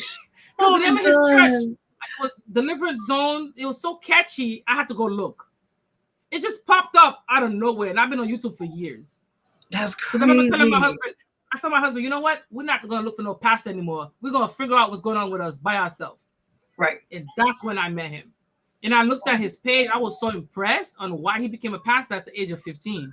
I'm like, wow. He's been in ministry for 36 years. That's a long time. And I was like, what? And he has his own TV station. He's pretty popular as well. He has his own TV. So his church is also a TV if people need to book, shows. And I said, who is this guy? I said, I never heard of. I said, I would never look for a pastor in New York. We're in Florida. Right. So when God sends you something, because we've been happily his members for 2 years. And he's always a phone call away. If my husband hit me on the phone at 1 a.m., he already know who I'm talking to. He's not going to be like, who you on the phone with? He knows it's pastor. Oh, man. I understand. Besides being a pastor, he's a cool human being too. Like, he's somebody you could talk to about anything. And he gives great advice. Like, you need that. Like, we felt lost in the church we got baptized in. Like, we couldn't even go to that pastor. I don't think he knew our names. Wow. It was a mega church. You got baptized, but then they're not doing the fellowship the way they're supposed to, because every Christian, they need to know how to pray warfare prayer. And I remember, I actually put that in a review. I said, it's a great church, but nobody was speaking in tongues. Nobody was praying warfare prayers. You can't do that. Because then you're going to be walking around with the spiritual problem over and over every year. Nobody's going to get delivered. And that's true, because sometimes, like you said, you have, when you go to these spiritual places, you mentioned churches or anything, you have to feel like you're the connections there. You have to feel like, you're at home. You have to feel the same time that when you're being there, you're being what's the word I'm trying to find? You feel like you're being one-on-one. Instead of just being there as an institution, you're there and you come back next week, whatever, Yeah. It was the same thing every week for an hour, singing and dancing. They didn't talk about fasting too much. They didn't talk about tithing too much. It's my pastor I learned about why it's important to tithe. It's a spiritual connection with God. Every time you tithe, he blesses the works of your hands more, and it's only 10%. These pastors on TikTok asking for thousands of dollars and stuff. I'm saying like, that's not how it is. It's only 10%. If you make $500 a week, just divide it by 10. Like, that's it. Sometimes I even find myself talk about that on TikTok. I'm like, why are these pastors asking for $1,000? No, that's for their income. That's for their own pockets. That's what it is. Yeah. Like my pastor said, he's like, I got my own business. I don't need anybody else's money. I understand. Listen, he's right. He's right. I don't know, man. That's why you gotta be careful what church you go to. That's so true. They're like businesses out there. And we went through them and we picked up on it. I said, that's not it. If you're asking for a figure for the money, that's not it. Right. Because there's not church one time. They were like, the pastor said, everybody here is going to get $50. My husband, let's go. I was like, nope, that's not it. 10% is 10%. Right. That's it. Of your income. Yeah. You make $1,000 a week. That's divided by 10. That's $100 a week. That's it. Yeah. There's no more. If you want to give more, now that's offering. That's different. 10% is 10%. Right. Technically, yes. Yeah. Sometimes I have to educate my viewers about that because they don't know. Like, I didn't know it was that important. But the church we went to didn't even talk about it like that. That's crazy. They'll skim through it, but they don't talk about. My pastor here, we fast with him, like for 21 days last year, and then recently too for a week. Yeah, all virtual though. Oh, okay. That's why my book, The Secrets to Winning God's Heart, I talk about how to fast. There's different ways you can fast. You can choose how to fast, which is flexible and good. I love that. And I think we need more of that. Like I said, that we're going through tough times in general. And I think, we need to have more relationship with God. And once you focus on Jesus, everything becomes in the background. You're not going to have the spirit of fear because you're going to say, okay, I'm a focus. The whole secret is just focus on Jesus. That's why during the day, I don't watch TV. If I do, it's like a funny movie or something. I'm not going to turn on the news. Very true. I leave that for my husband so he can tell me. They update me what's going on. That's it. Because imagine if I'm home all day now, I'm not gonna want to eat. Because the first thing he does when he comes home, did you eat? So if I say no, why? Because he knows that he batch cooks. So the food he's gonna cook tonight is gonna last the whole week. I understand. And that's good because it works out. The way it is, everything, right. Yeah. Communication is important. That's another key to a healthy relationship. Yes. Yeah. We can go on with that, but yes, you can't have a husband who's the head of the household and he's not even leading right. Yeah, it's like, see? Sometimes women are marrying men because they're a pretty boy. You know what? You need somebody that says, "Hey, let's pack up, let's go," because that's a leader. That's protecting me as well. And you feel like secure that way as well. Yeah. This dude got his back by the door when we lost power last year. I said, "Oh my goodness, what's going on?" He goes, "Get our passports ready, go get dressed." I was like, "What?" I love that. Yeah, he's scared. I saw a whole different side of him because the fire alarm kept going off, and to him it was like a bad sign. He goes, "Why is it kept going off?" He's like, "Go get dressed, get our passport ready, because in case we gotta just leave." He was ready, and he had tools by the door. I said, "Oh my goodness!" But that's good because you don't want to be married to somebody that's just sitting there like, "Oh, I don't know," and you're like, "Well, what we gotta do?" Not good. See, a man stay a man. That's why the man is the head of household, protector, provider. They protect the women and kids. He was telling me how one of his gym buddies, he don't watch the news. I said, "Oh, that's a bad husband." Yeah, I said, "How you gonna have a husband? He don't watch the news." That don't make no sense. Yeah, that's awkward. We have to, like, it's hurricane season. Like today, I said, when you get out from the gym, don't forget to get 4 cases of water because it's hurricane season. To be prepared, right? If I went with him, I would have went after the gym, but he's like, okay, he's not gonna be like, no, you do it. No, it doesn't matter. It's whoever is available. Like you happen to be our gym is right next to BJ's anyway. I'm like, you're going there anyways. So grab the 4 cases because when it's hurricane season, you might not even find any water. Oh, it'll be gone, right? Mm-hmm. Yes, you'll be gone from June through November. You always gotta. We buy them by 4 or 5 because you don't never want to be out of water in Florida. It's too hot for that. It's almost 100 degrees every day now. Oh no! Yeah, we just had the heat wave here in New York, and like the past 2 days, and we were dying. I said, I can't. You see? Imagine Florida, but we don't live too far from the beach, which is not bad. Oh, that's good. At nighttime, it's cooler. Okay. Yeah, so when I'm done, I'm gonna turn off the AC and put the windows up because it's cool. Oh man, that's awesome. You just relax. Oh my. And watch our movies.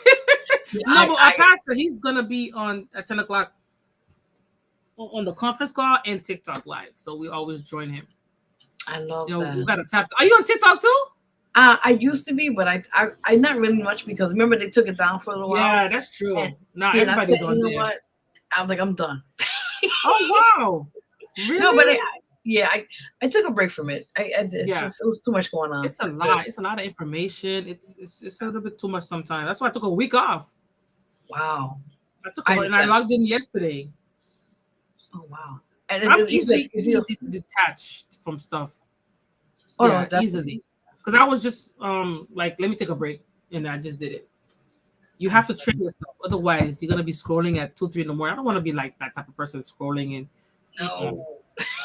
You had to get that rest. You're like, let me sleep, and the next day I'll do what I have to do. Schedule it. Yes. If I'm not posting something motivational or something like I did earlier, no, I'm not gonna be on it like that. I love that. Now, what advice you want to give to everyone tuning in now? Starting out to be an author, or just that process, and what advice you want to give those out?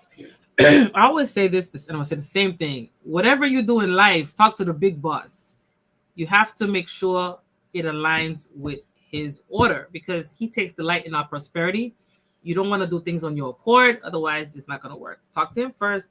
Say, this is what I would like. What do you think? If you get the green light, you're going to know. He's going to give you ideas. And if not, you have to be patient. He orders our steps. That's not something we can go around. We can just say, oh, no, I'm going to do things my way. No. You want to be successful, you got to do things his way. I love that. Well put. I love that. Just to what it is, Yeah, and once you get that green light, take off and run it like I did. Like my pastor said, he goes, I have my student. I wish all my students were like her. She came to my seminar and now she got all these books. He's like, she took off and ran with it. I still attend his seminars because he had one last year for marketing. So now I need to know how to, when you're an author, you got to know how to market the product. Yes. And services. So I remember attending that one, and that one was easy. That's how now you see me in podcasts, magazines, and doing this just from that seminar. The second one. You're expanding. That's The more eyes. I did a co-author with someone in March. That was book 16. So that they gave me 4 pages to write about my journey, and that attracts more readers. That puts more eyes on you as well when you co-author with someone. I love that. It's like to me, it's like cross promoting too, in a way. Yeah, because you're promoting them and also yourself at the same time. Yeah. I love that. Yes. And I met you on Instagram. That's why your ad popped up. Oh, I'm on it. If you want to spotlight, I said, oh, that sounds nice. Yeah, I wasn't looking for it. They just popped up. Oh, yeah. I'm on it. Yeah, I was excited. I was like, oh yeah, I like that. I definitely want to try that. Oh, well, I'm honored you're here, and I'm honored to we have met online virtually. Yes, I thank God because he always puts the right people in front of my eyes. I'm nosy. No, listen, it's all good. Listen, I love it. I'm nosy. If I see something catchy, I'm saying, oh, let me check it out. And then you verify too on Instagram. I say, okay, yes. I'm really picky about stuff like that. Yeah, I'm really, really picky. You don't want to just everything you see, you get involved in. No, you gotta be careful where your name is attached. So that's why I say, everything we're doing, I say, okay, let everything, especially with the co-author, I'd be like, when they sent me the invite, I said, let me talk to my team about that. We want to make sure we're doing something. It's not just because it looks nice, because that's a forever connection with this person. You co-author in their book, so you want to make sure it aligns well. That person is not twerking on TikTok. Oh no, you don't. Listen, that's already a mess. You don't need that. Yeah. So you want to make sure. Yeah. They're gonna be like, oh, that's Fabi's people. I'm done. You're like, I see everything hanging out. Yep. Like my grandma would say, "Show me who you are." I'll show, what's that expression? Show me who you are. Tell me who your friends are. Something. And I'll tell you, yeah. Mm-hmm. Yeah. Birds of a feather flock together. Yes. And my pastor, since he has his own TV show too, in New York, he did 2 interviews with me. So awesome. 2 years ago, and then we did one last year as well. Okay. So yeah, I swear he got the whole package. He got the whole pastor and business coach. Oh my goodness, that's from God. Anything positive is from God. If it's negative, ignore it. Right. A lot of people are not sensitive to God's voice because they have too much noise in their head. All you gotta do is differentiate. If it's negative, telling you to do something that you're not supposed to, that's the devil. If it's positive and it's going to prosper you, uplift you, that's God. Amen. It's true. That's easy to differentiate. That's why you have to pray for the spirit of discernment all the time. I believe all the time. You can't just be light on it like that. So true. And I think a lot of times you're right. Like, you have to pray. Wake. I was in the morning. I have to pray. Thank him for another day, because not every day is a blessing. Like, thank him for the food. I always do that. It's habitual. Like, every little thing, it's a thanking, because we're here for for whatever time we can. So yeah, that's true. Even the water I'm drinking, I'm like, oh, thank you, Lord, for cold water. You know why? Because we could pay the electricity. That's why we have cold water. Like, I go that far. No, listen, I understand. I go that far. Like, that's why you gotta make sure the works of your hands are blessed. Because if the works of your hands are not blessed, how are you gonna make money? Amen. To pay the electricity, to buy that water.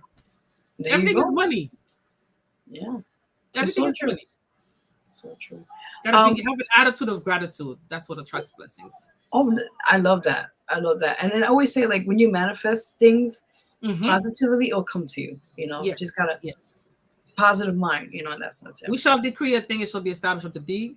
Job 22, verse 28. That's why we pray commanding your mornings every morning. So our days can be productive, prosperous, and blessed.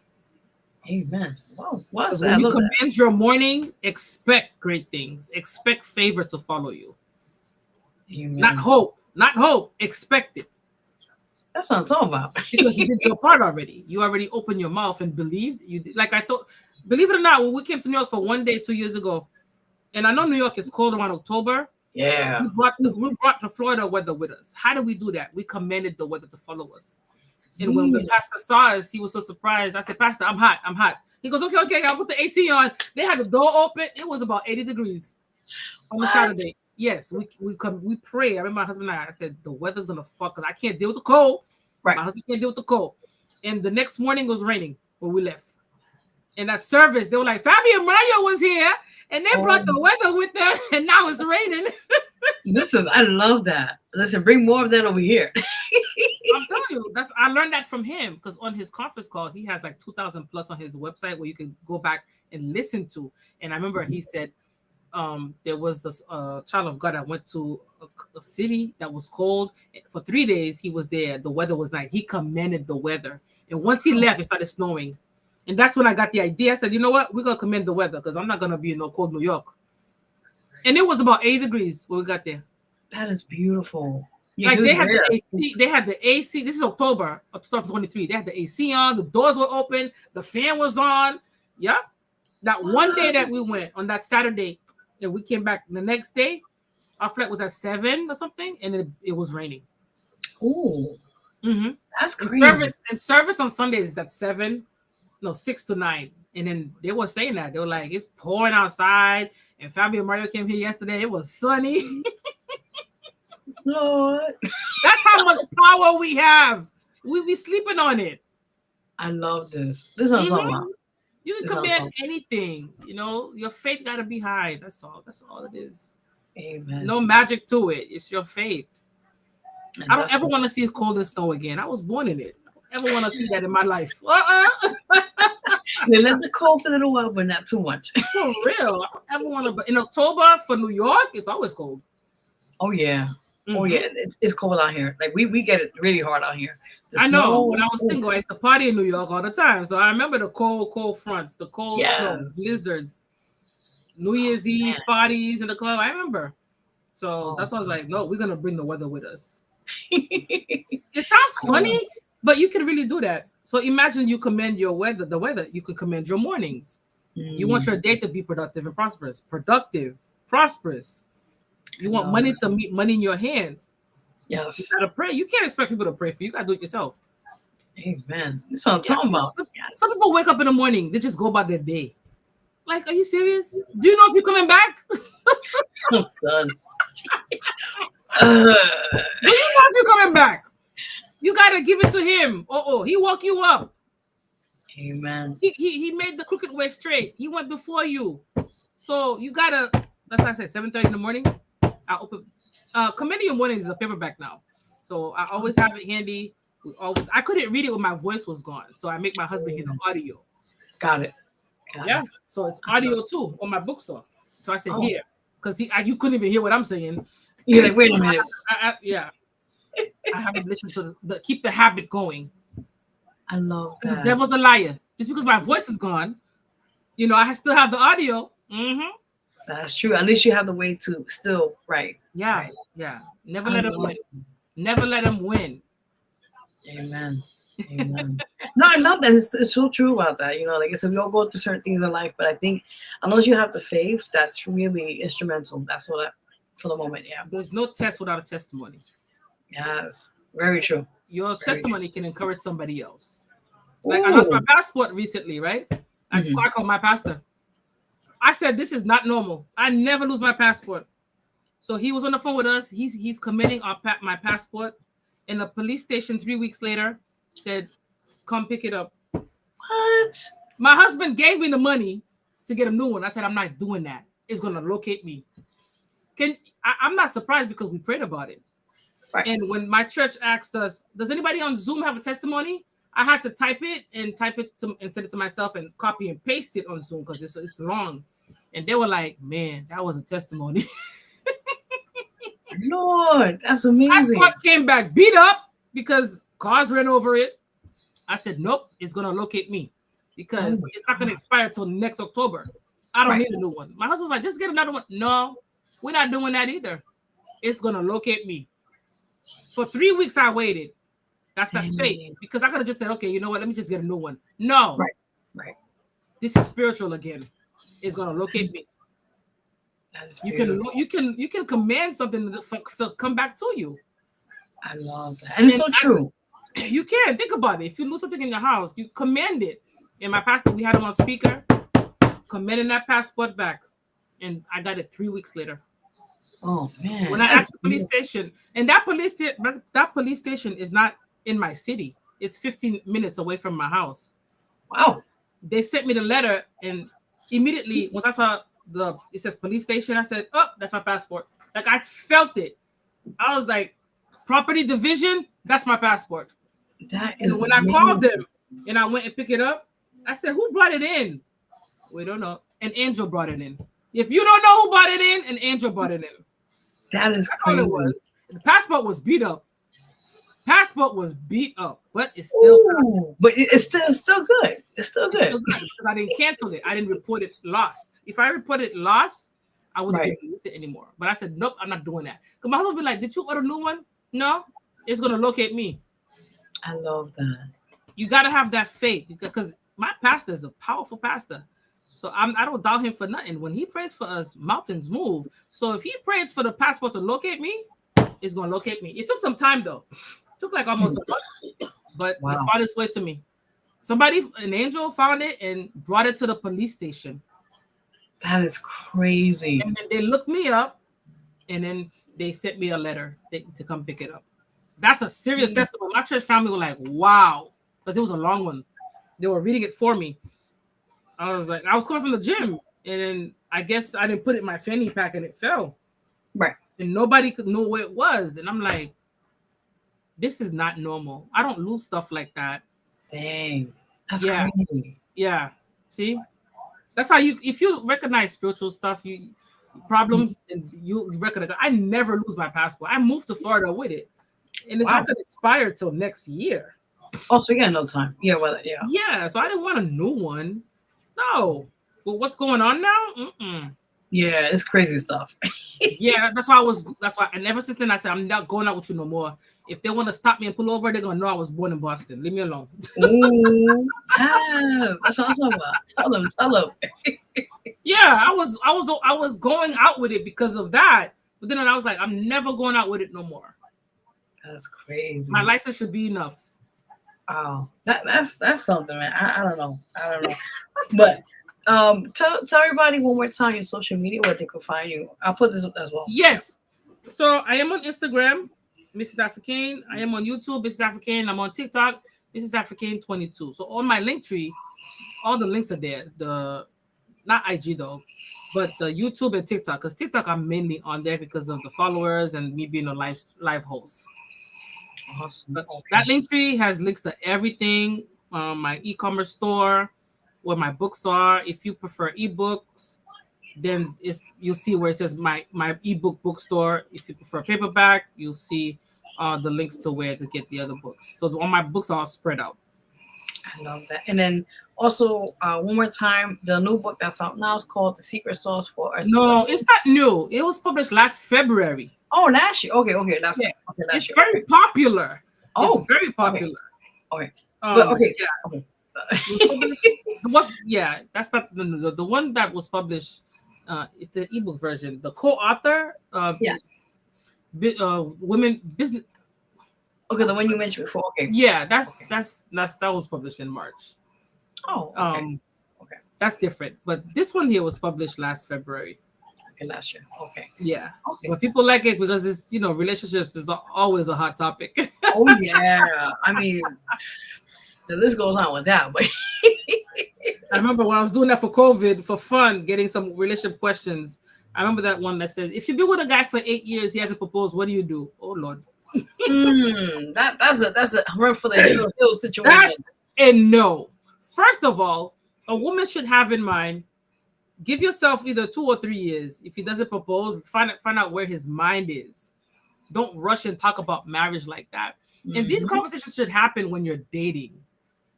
That's true. What do you see yourself in the next 5 years? What do you see yourself in the next? What do you think about marriage? What do you think about this? If the guy's like, oh, me, I'm never getting married, you better run. What's the nearest hill? Yeah. Oh, me, I'm just chilling. I ain't. What? Exactly. No. Everything starts from dating. How you going? Don't give 8, 10, 15 years. That's why my book right here. Listen, I give the tea. Don't waste your time with the wrong person. Yes. Even if you're single, that book, you could take notes. Yes, there you go. If you want your soulmate to locate you, get some notes. Read the reviews if you hesitate, because the reviews are from people I don't know, and they're very detailed about why they like this book. I love that. But it's out now for some time. It's called The Secret Sauce for a Successful Relationship. And you told me it's Amazon. It's in my bookstore. So it's available in 2 formats. So paperback, if people prefer the paperback version, or if they want to read the ebook, it's on my bookstore. Okay. If they want to read it on their phone or tablet or laptop, I love that. That's what I'm talking about. And before we go, I always say God aligned people for a reason, right? And yes. Maybe another time we'll talk more about the testimony, because you do have a very powerful story. Another time for that. And don't get me wrong about to say, I don't want to scare nobody, but I also receive things. And with you, I feel like you had a near-death experience, or you experienced something that was very tragic in your life, that you realized the transitioning of Christ in your life to be welcome in that world. You know what I'm talking about with that. Mm-hmm. And prior to that, you are also anointed. I don't know if I told you this, but you are. So that's why when you was talking, I noticed how sometimes you would like the throat, because you receive. And I don't want to say too much on here, but you know what I'm talking about. You receive. And you know what I'm going with this, Yes. So sometimes you feel, you sense but when you sometimes you do that, it's like the spirit's around. Yeah. You have to be in tune. You have to trust God. That's all it is. That's like when we made the decision to be baptized, and like you said, that's another segment because that's a long one on why we made the decision. Because I was raised Catholic, I had no idea about Christianity. All I knew was basic prayers. That's it. My parents never talked about warfare, voodoo, curses, hexes, none of that. So I'm very blessed to be married to a wonderful Haitian man who knows about these stuff. He's born and raised in Haiti. And like he says, whatever pastor's talking about is nothing new. And I'm like, what?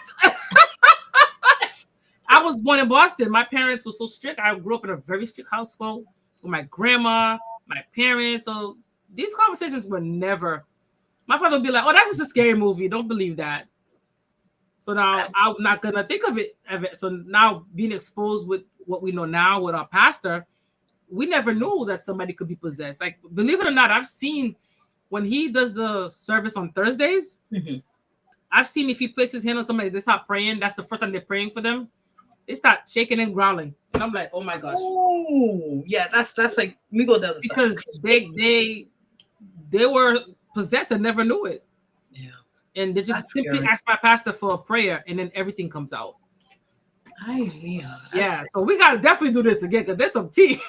Yes, it's I sense it, I feel it. That's why I was like, okay, let's focus on the projects, and then another time we'll just discuss your testimony and the purpose. And then because then we could talk about my book that aligns with that subject, prayers against spiritual problems. Yeah, that's why all the books are all different topics: technology, health and wellness.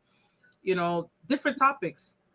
I love that. And it's great because it's like, it's a way for you to like kind of heal, but then you're also helping others as well. Like a guide, talking about like a guidebook in the sense like, okay, this is things that help me. So now I'm going to help other people that could be information, what I'm saying? It could be helpful for them. If you told me 2 years ago, I'd be like, no, I was a medical interpreter. Listen to everybody's business, interpreting everything under the sun. That's crazy.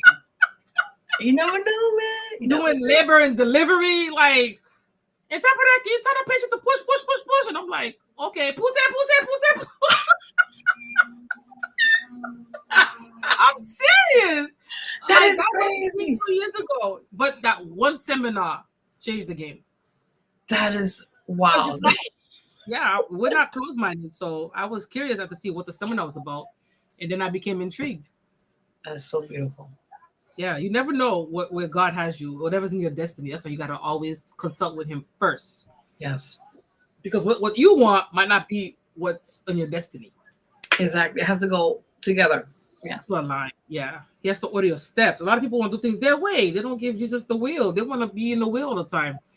You got to let go and let God. If you don't do that, you're going to struggle in life. Oh, Lord. Yes. That's so true.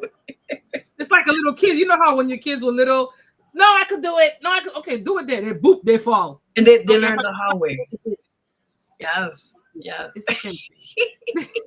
So true. Oh my God. So true. But I want to thank you so much for your time. It was really nice. Thank you so much for having me. I really enjoyed it. That was a good time. You right now. You look more than welcome to come back. You ready now. Okay. Thank you so much, Veronica. You have any more questions for me? You good? I think for now, we're gonna until the next, and then we'll definitely get more. How we do so. Okay. So this is on YouTube too, as well. Like a playback. We're live right now. Yeah. Okay. All right. So I'll send you that after, and you could just share it or put on your page. Okay. Sounds good. I'm definitely gonna share. I told my son, your mama's gonna be live tonight. Yeah. Whoop, whoop, whoop. You ready now? Yes. All right. Have a blessed weekend. Thank you so much, and I'll see you again. Same here. Thank you. Yes, I appreciate ma'am. it. My pleasure. You ready now? Until next time. Yes. Till next time, everyone. Bye. Bye. Awesome. I love it. Yay. Thank you so much. This is amazing. I just love doing this, meeting amazing, great people all over the world and just being blessed for the amazing presence. So let's give it up for our amazing guest for tonight on the show, Author Fabiana. I hope I get it right. Africana. If not, she already corrected me. I'll just call Miss Fabiana.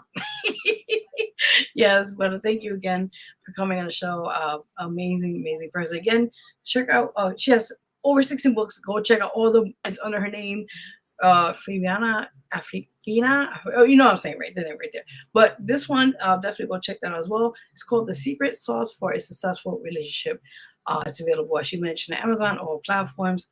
Go support that. Also, check her out on her amazing e-commerce business, or commerce, everything. It's called Gorgeous Custom Designs, and definitely go support that. She does all types of custom designs, from mugs. I think that's probably called like the some other thing for the mouse pad, different, anything that you guys want. You definitely could support that if you guys do so with that in mind. So that was that. Yeah. So with that said, we're gonna take a quick music break, and then we're gonna get to our next segment on the show with that in mind. So with that in mind, I'm gonna give you guys the three. Forgive me, a little tired here. We're gonna play 3 selections this week on the show for music break. We're gonna announce who they are. And we're gonna play. We played her last week on the show.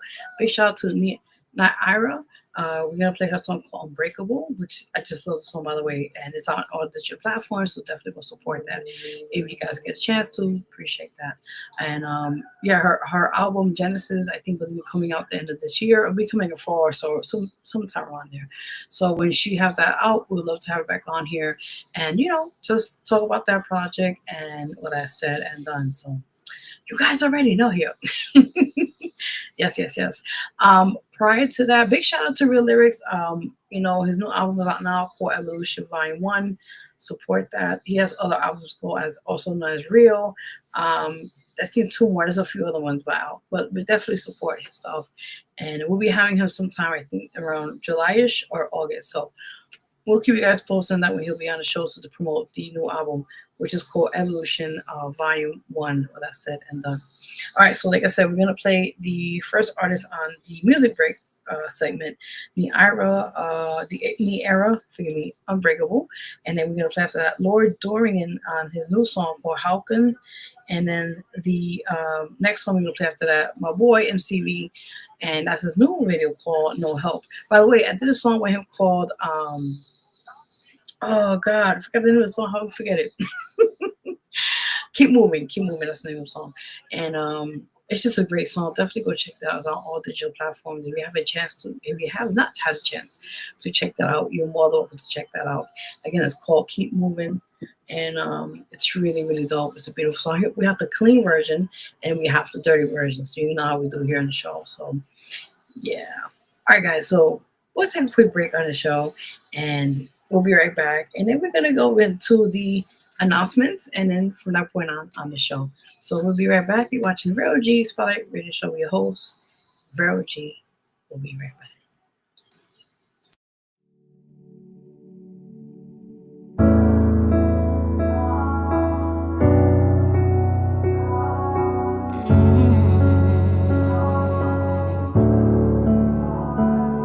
I've faced many battles, I've been knocked down, but I rise up stronger with my feet on the ground.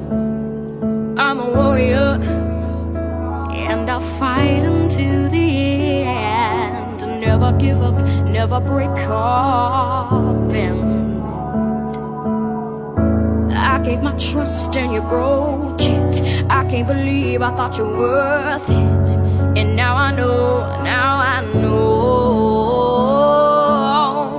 I gave my heart and you tossed it. You never thought I'm gonna make it. And now you know, I am a champion, undisputed. I am the captain of my fate. You set me on fire, I'll rise like a phoenix. I'm unbreakable.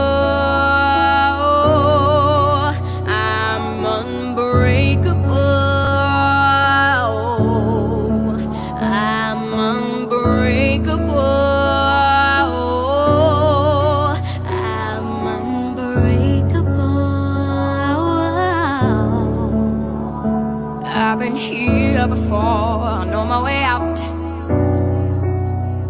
I've been cut.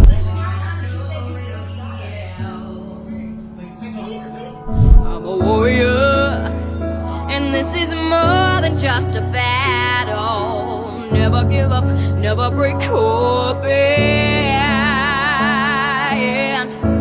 I gave my trust and you broke it. I can't believe I thought you were worth it.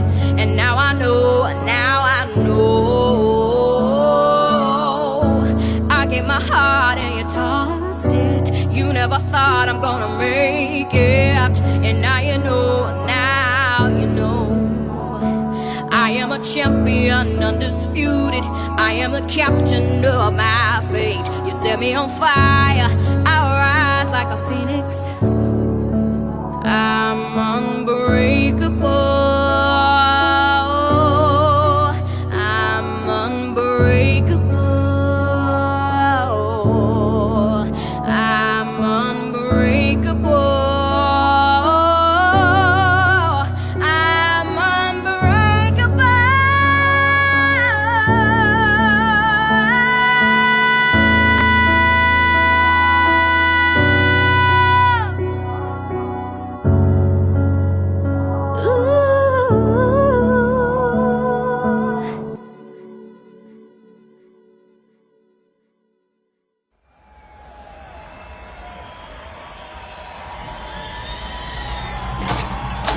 Hey, nah, come on, you on the fire.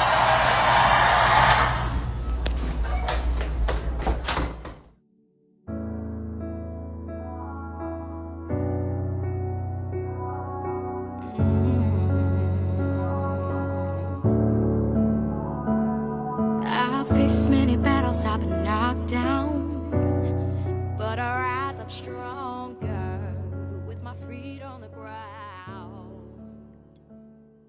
I'm a warrior.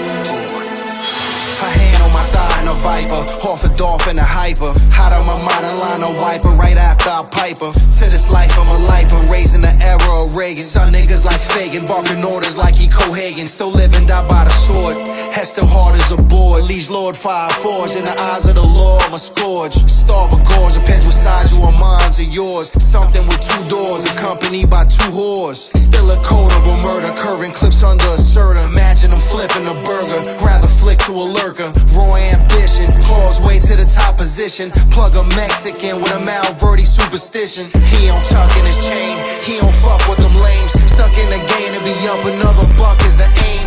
A lot of cats in the alley. He the one with the main. Society's bane. Wayward glance, metal rain. He don't tuck in his chain. He don't fuck with them lames. Stuck in the game to be up another buck is the aim.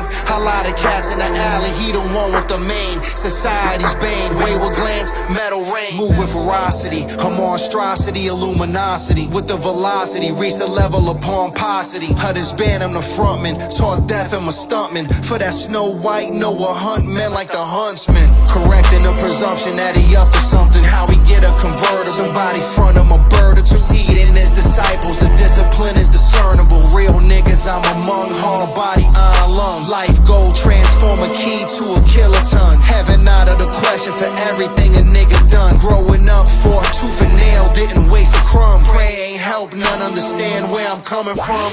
He don't tuck in his chain, he don't fuck with them lames. Stuck in the game to be up another buck is the aim. A lot of cats in the alley, he the one with the main. Society's bane, wayward glance, metal rain. He don't tuck in his chain, he don't fuck with them lames. Stuck in the game to be up another buck is the aim. A lot of cats in the alley, he the one with the main. Society's bane, wayward glance, metal rain.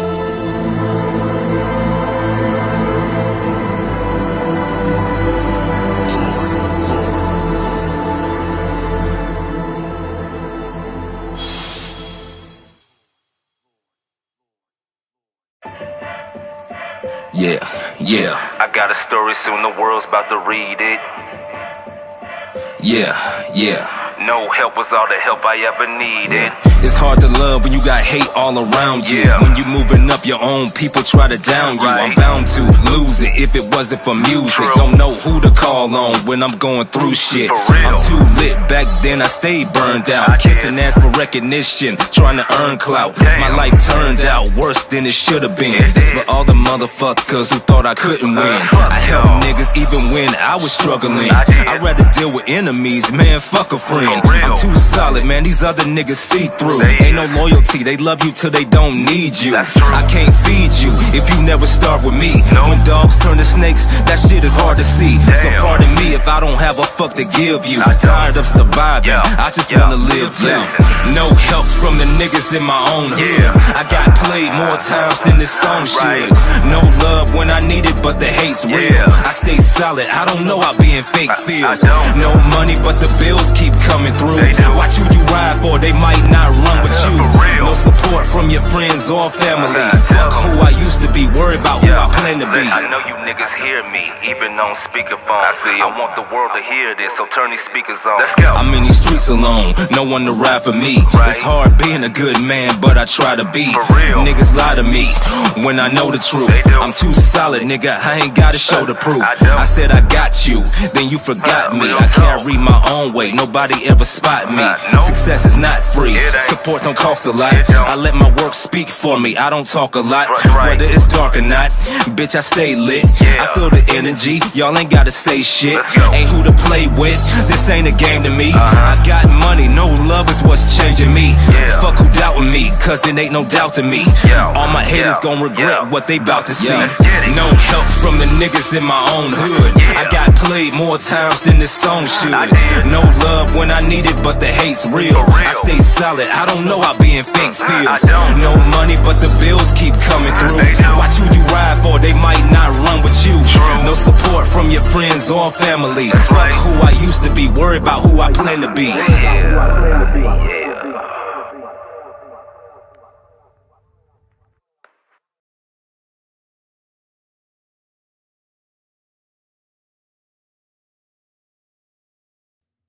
Hey yo, this is Ant Taylor, and you're watching the Vero G Spotlight Radio Show.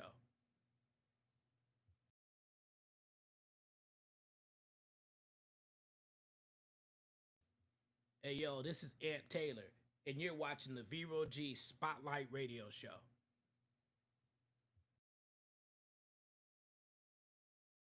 What's up, y'all? It's your girl Naira, and you're tuned into Vero G Spotlight Radio Show.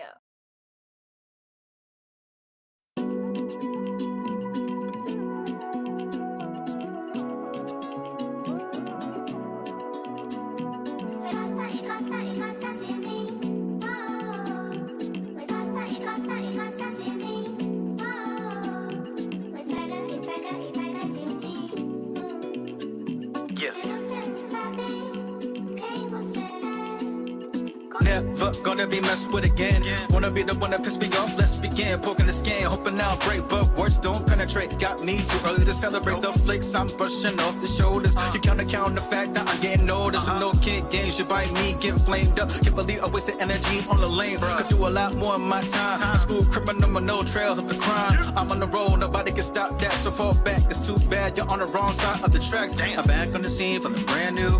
Looking at the world from the rear view.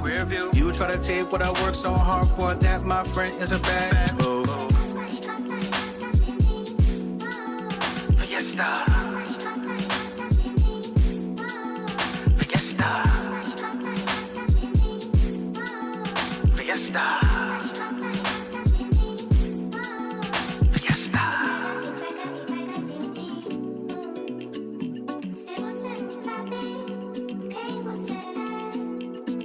Gonna get it in any way possible. You sure don't know that I was unstoppable. You can never step up, so just step down. Smile, turn and shine, that time is now. Put you in your place, total disgrace. What, got nothing to say? I'm not gonna let anybody who's in a bad mood try to mess up my day. Never that. Party back. Who am I? That guy. Is it too complicated on a mission to kill any target who started to instigate the drama? Won't break in. What would it take for y'all to get off my back? Got me so irritated. The haters are mad at me cause I'm more fortified than before. Became the best and I made it. Fiesta.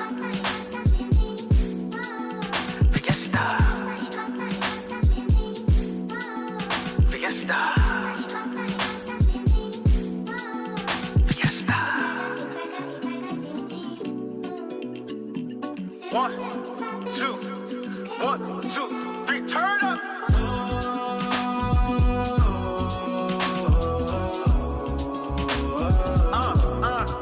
Let's go.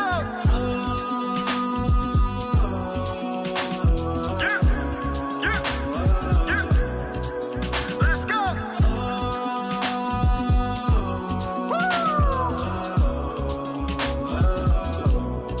One more time.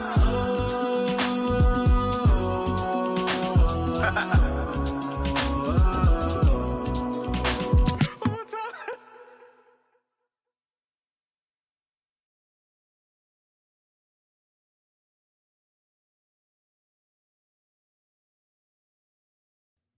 Hey, yo, this is Aunt Taylor, and you're watching the Vero G Spotlight Radio Show.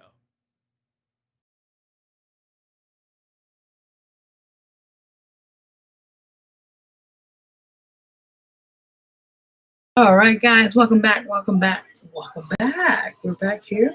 You're watching the Vero G Spotlight Radio Show with your host, Vero G. Hope you guys like those tunes. Again, big shout out to the artists we played this week. Laura Dorian, Niara, and MCV. And also Fury Styles, we played a song, Fiesta, and all that. Again, support my boy, Real Lyrics. His album is out now called Evolution Volume 1. Is on all digital platforms, so definitely go check that out if you guys have a chance to. With that said in mind. All right, so now we are going to do our announcements. We a little bit pushed back, but we're making it happen. So you guys already know. You know how we do here on the show, right? Let's get right into announcements. That's right. Let's get into it, Bob. Come on. Here, you're watching the Vero G Spotlight Radio Show, and it is part of the announcement segment. So definitely come check out updates and much more. Thank you, Bob. I appreciate that. Much love, much love. All right, quickly, we don't have that much of announcements on here, so we get right into it. Guys, you could support our website, which is www.WhosNextNYCRadio.com. And there, as you see on the screen, we have a QR code on there, so you can scan your phone or your camera there. It will directly send you to the website. We play all types of songs or genres, from hip-hop, Latin, R&B, everything you could think of is on here on the station. So again, any independent artists out there like to hear a song will be heard. You're more welcome to contact me. If you have me on Facebook, that's fine. If you have me on Instagram, you know what? If you don't, my Instagram is @officialverog. So definitely go support that if you have a chance to. Appreciate that with that in mind. Also, quickly on announcements, you guys see, officially we had the event, I think last Saturday or so. I believe last Saturday, for running candidate for District 2 for City Council here, Jason Murillo. As you see, he's officially in the ballot. So again, thank you for everyone who showed up, show love. It was a great turnout, and this is now the time to hit in the butt and let's try to get him in office. So with that in mind, if you guys like to support him, the date for voting is November 4th, but if you'd like to support him, volunteer your time, campaign, help him with his campaign run, hit me up directly and we'll see how we can work that out to have you a part of his amazing journey. So let's see you get him in office this year of 2025. Yes. Also, quickly, a little side note, a little bit disappointed, but with that said, I just want to thank LDM for allowing me to submit my music and let it be heard on their station. As you know, tonight, the official announcement that they made the 9th LDM Awards. It's going to be, I think, airing July. I forgot when. But unfortunately, I didn't make it this year. But it's okay. I was a nominee or a finalist, so I'll take that. But, you know, just thank you so much. Appreciate it. So with that in mind, that was it for announcements. So let's get right into my other part of the show, which I love the most, breaking news, because we got some tea for you guys on the show. You already know, okay? Again, you're watching us live on YouTube, on Facebook Live, and also on Twitch. So definitely go check us out on those platforms. You can share, like, I think, comment. You know how we do on the show, so you already know. All right, so let's get right into my favorite part of the show, breaking news.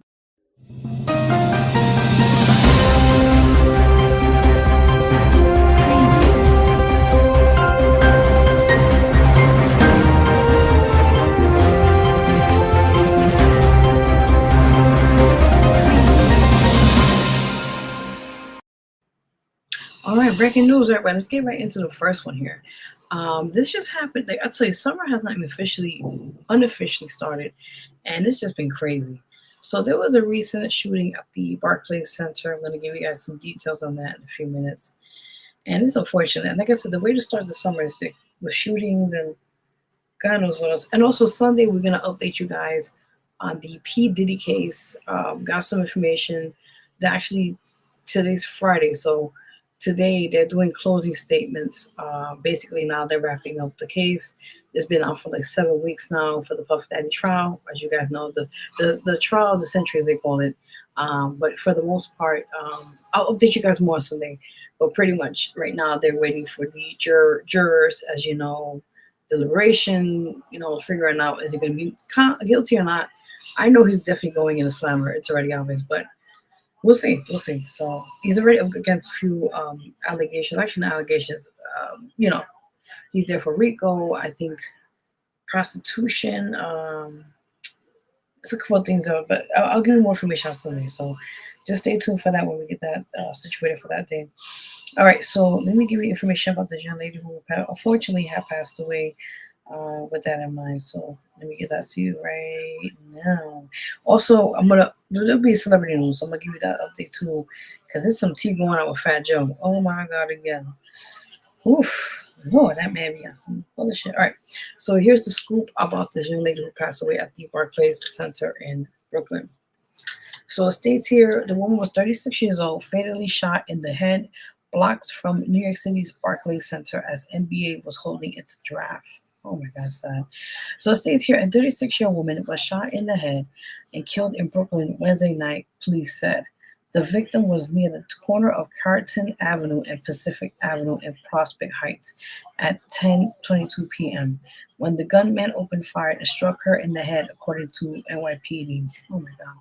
It is unclear whether the woman was the intended target or whether she was an innocent bystander, police said.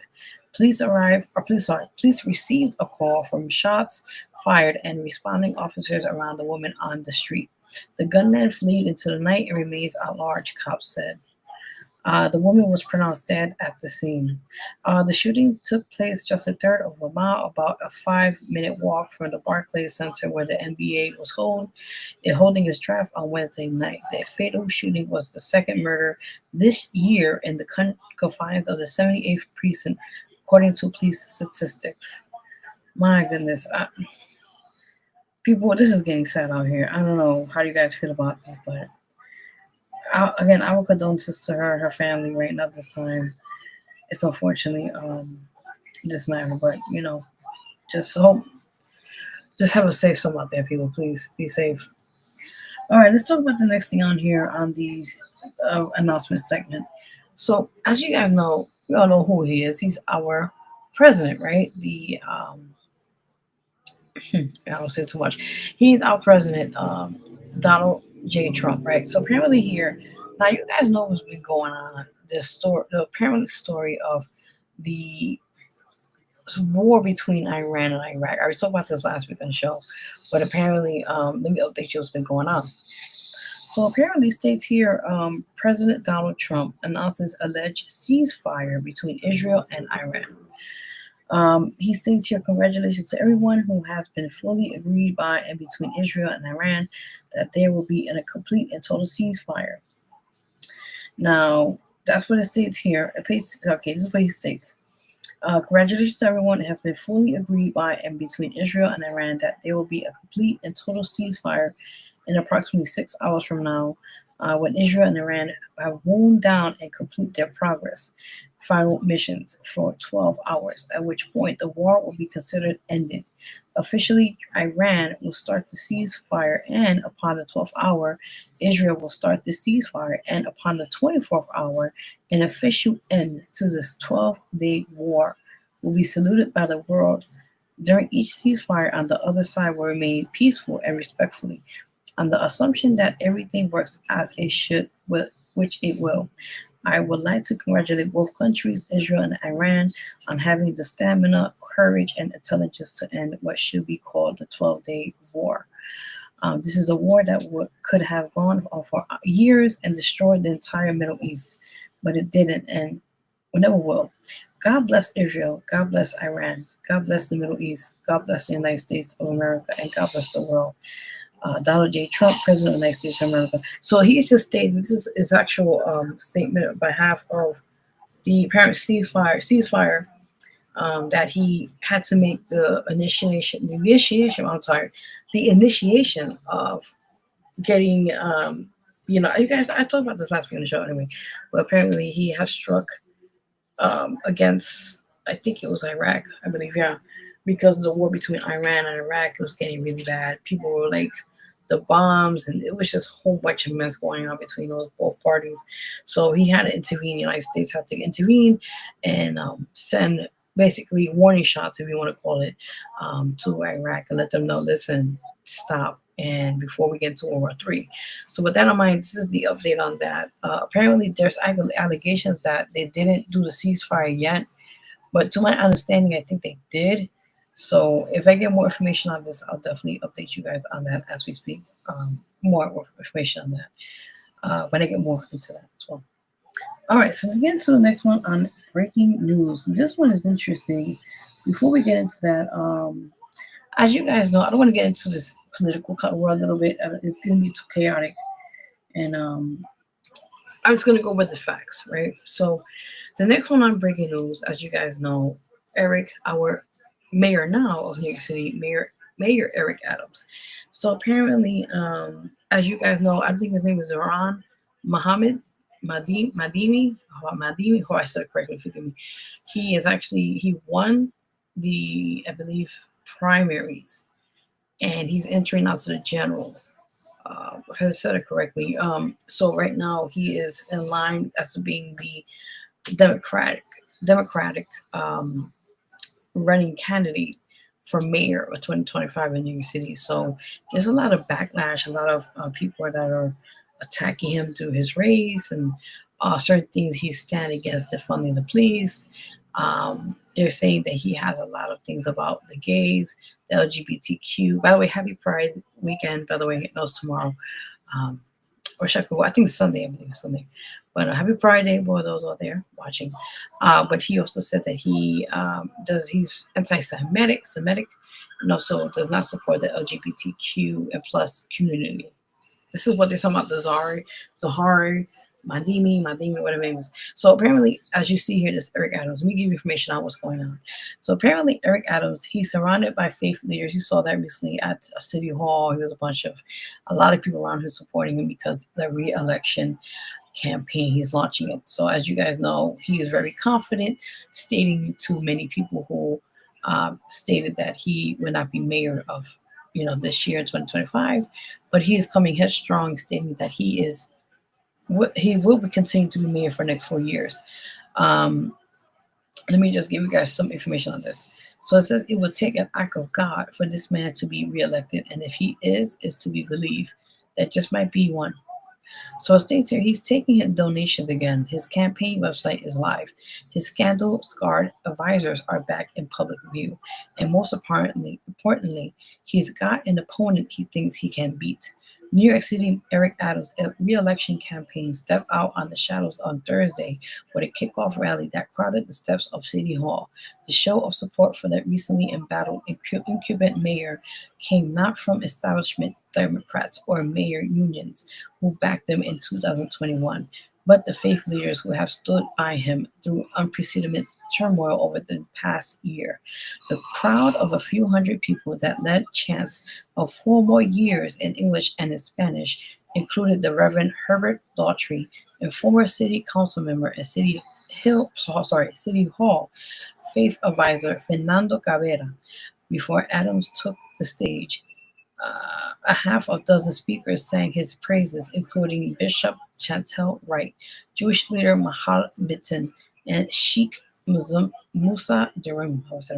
Interfaith leaders have been a crucial and constant source of support for Adams, who has led on his faith in good times and bad. He suggested his path to City Hall and was divinely ordained. Following his indictment on corruption charges last fall, it was faith leaders who rallied behind him as he faced calls to resign. when those charges were dropped at the insistence of the Trump Department of Justice, sparking new calls to resign in light of the cozying up to the Republican president.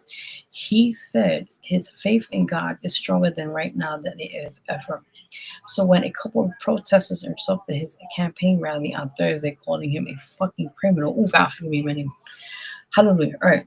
On his blank, so I'm just gonna be real with it. How fucking criminal is this, quote unquote. And a sellout to Trump, he reverted to a natural strength. Notice how he utilized the letter F for faith.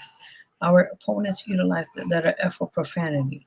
When I became mayor, one of the most important partnerships that I developed were the partnerships I developed with our faith-based leaders. He later said they knew something that I knew: prayer works. Adams' main opponent in the November general election is all about the certain to be Zoran Madini, who overtook ex-Governor Andrew Cuomo by a wide range in first-choice votes in Tuesday's Democratic primary. Adams, a registered Democrat, bowed out of the crowd primary to run as an independent in November. Cuomo, quote unquote, has not so far nobly stopped short of committing to run on the independent ballot line that he petitioned for as planned. With record low approval ratings and the tarnish of scandal clouding his visibility, Adams is hoping that Mandimi's youth, privileged background, identification as a democratic socialist, and criticism of Israel's war in Gaza will aid his long-shot bid to keep his seat as an independent candidate. In fact, he seemed almost excited about the prospect of facing Madimi in November, certainly more than he was about Cuomo. With 33-year-old assembly member, let me check out this right, having thoroughly outperformed the former governor in the primary, the city's powerful business and real estate learners team, willing to look past the streams of scandals that scarred Adams' tenure.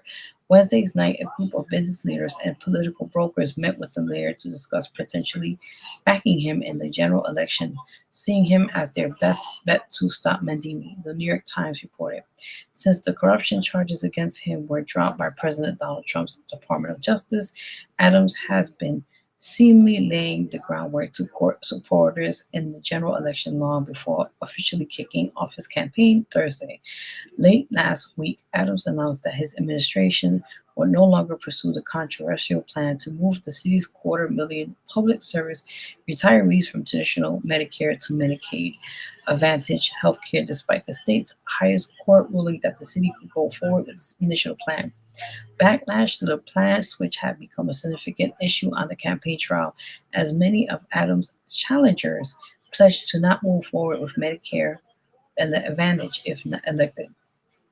With the help of First Deputy Mayor Randy Maestro, Adams has also recently announced a deal to preserve Elizabeth Street Garden in NoHo, nixing long-standing plans to build affordable apartments for seniors on the city-owned land. While the reverse drew outcry from many elected officials and pro-housing groups, it was also heralded by the garden's defenders, many of whom are celebrities and wealthy, well-connected residents from the surrounding neighborhoods, following a town hall meeting with Orthodox Jewish leaders who requested his aid. Adams moved to meeting with Adams moved to remove part of the protective bike lane installed last year on Bedford Avenue, only to be temporarily halted by a judge. It's not the only way he saw to the court to the Orthodox Jewish community support over the past couple of months. Adams also created an office to combat anti-Semitism and signed off an executive order that recognized International Holocaust Remembrance Alliance's definition of anti-Semitic. Or, you know what I'm saying. All right. Just look at the two ballot lines. The mayor's petition to run on an anti-Semitism. Oh, I'm really sorry.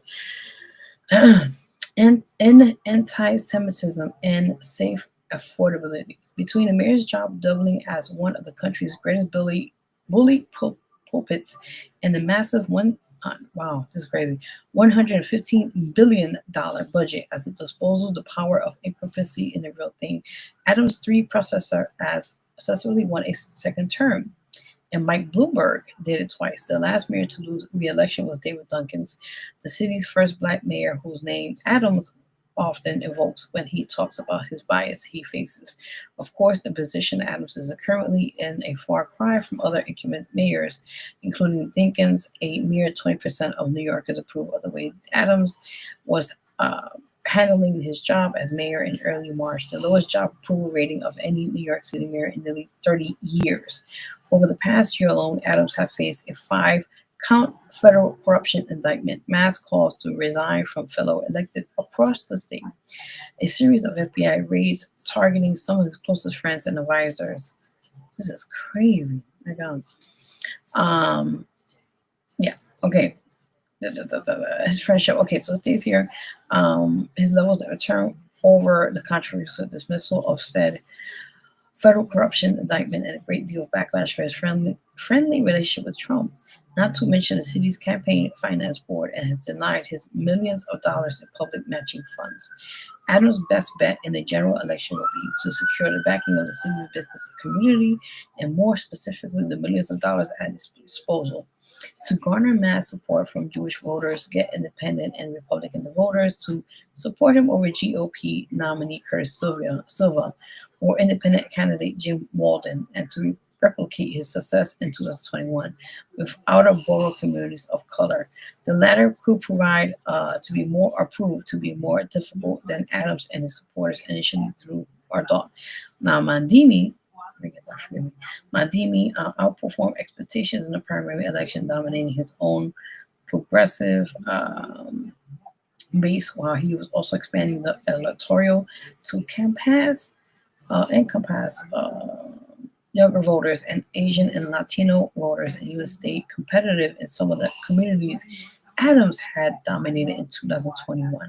Following Adams' rally, where Mandimi was repeatedly referenced, the Assembly member's campaign said in a statement that he entered his race to end Adams' shot at a second term. New Yorkers have been suffocated by a cost of living crisis, and that's true.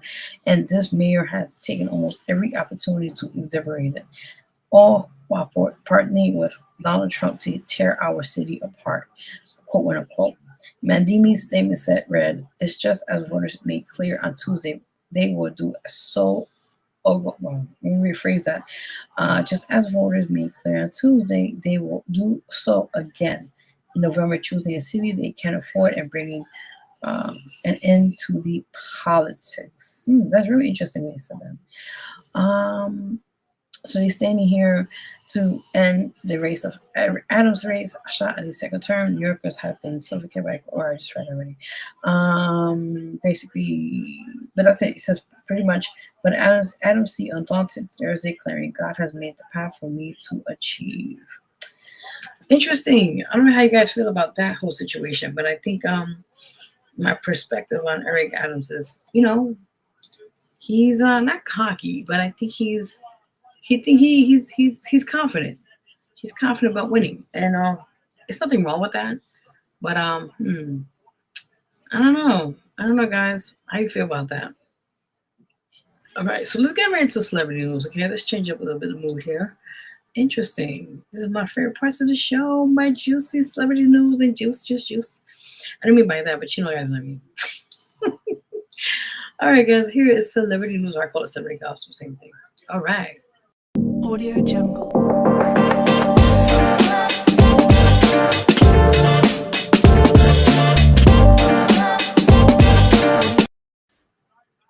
Ooh, sorry, the music was pretty good. All right, here on celebrity news and gossip. Oh, I gotta go right into the thread of the thriller. So yes, listen, this is all I remember as a kid. The Boy Is Mine song. Who don't know about that? Come on, Brandy and Monica. Classic. So with that in mind, apparently, officially Brandy and Monica are doing the Boy Is Mine tour. Yes, I said it here on the show. Officially, they are both on tour, and they are going, I don't know if it's North American tour, but I know they're going on tour right now. And they have Kelly Rowland, who's going to be opening up for them. That's amazing, yes, itself. So congratulations, ladies. I know they're going to kill it. I mean, come on, The Boy Is Mine. And now they have the tour. Imagine them, they're both performing their hits, and oh my God, this is amazing. Listen, if y'all a 90s head, late 90s, early 2000s. You know what I'm talking about? Yes, the boy is mine. Jesus, throwbacks. Jeez, actually, true story. Brandy and Monica actually decided to do a song inspired by the show, the late legend Jerry Springer. True story. That's how they ended up doing the song because that show, the Jerry Springer show, was very infamous of relationships that were torn apart by various other factors. So that in mind, I guess that inspired them to do that collaboration. And look, it made a hit out of it. So really great. And again, congratulations, ladies. Yes, congratulations. Congratulations. All right. So next one on celebrity news, Kevin Costner. This is getting interesting. So I have to get more updates on this case, but apparently what states here is a stunt performer is suing Kevin Costner, allegedly unscripted Horizon. I think that was a movie they did called Horizon Sway. I think I'm mistaken. And apparently in the film, there was a scene, she had to play with him in the bedroom. And it states here, it says here, quote unquote, to rape scene was abomination. So I'm assuming, I don't know too much of this case, but I'm going to update you guys when I get more information on this.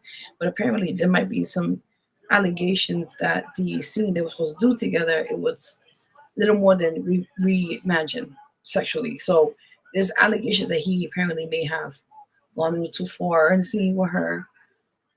Again, it's allegations for now, but I'll update you guys more on that. With that said and done, you guys already know. So let me give you more tea on that when I get more information. Now, come on now. This is the most breaking news I've ever got for you guys right now on the show. Apparently, Cardi B announced this last week as we speak. This will be Hey, I'm tired. This is her upcoming album that will be coming out September 19th. That's right, ladies and gents. Ladies and gents, it's called Am I the Drama? That's right. So with that in mind, it will be coming out September 19th. And pretty much ever since she said the pre-sales, even before the album gets out, it's ridiculous because it states here it has racked up over 1.5 million. Let me reiterate this. $1.5 million in sales before its release. And that's for the pre-sales.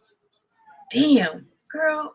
And her song, I think it's Up and WAP will be on this album. So this is going to be interesting. And she actually had a single out. I forgot the name of it. Jesus, forgive me. I think I just heard it the other day. And it was really interesting. And it's going to be in the album. So, but I don't know. How you guys feel about that? How do you guys feel about her new album? I mean, I think, anything that she does, it's just a gold. So I won't be shocked when her album gets out and how successful it's going to be anyway, because you already saw the pre-sales. It's not even officially out yet. It's going crazy. So I can't even imagine when the album officially gets out. So I cannot wait. I'm excited. Are you guys very excited? Are you a Cardi B fan? Like, do you like her music? Because I like some of her stuff, not so much of it, but just saying, I like some of the things not so much. But stay tuned, more details on this when it gets out officially on September 19th, everybody. That's the official release date. With that said and done. All right, so what else we got? Celebrity news here. Oh, yes. We got this guy here, which is the baby daddy ex-husband of Cardi B, Offset. So apparently Offset had made a statement where he announced he has a celebrity crush. And his celebrity crush is Sabrina Carpenter. Go figure in that one. So that's interesting with that. I don't know. I mean, he already has a girlfriend. Supposedly, he already been left Cardi B and that already that shit was done. So yeah, I don't know. How you guys feel about that one? Okay, let's get into our next one, celebrity news.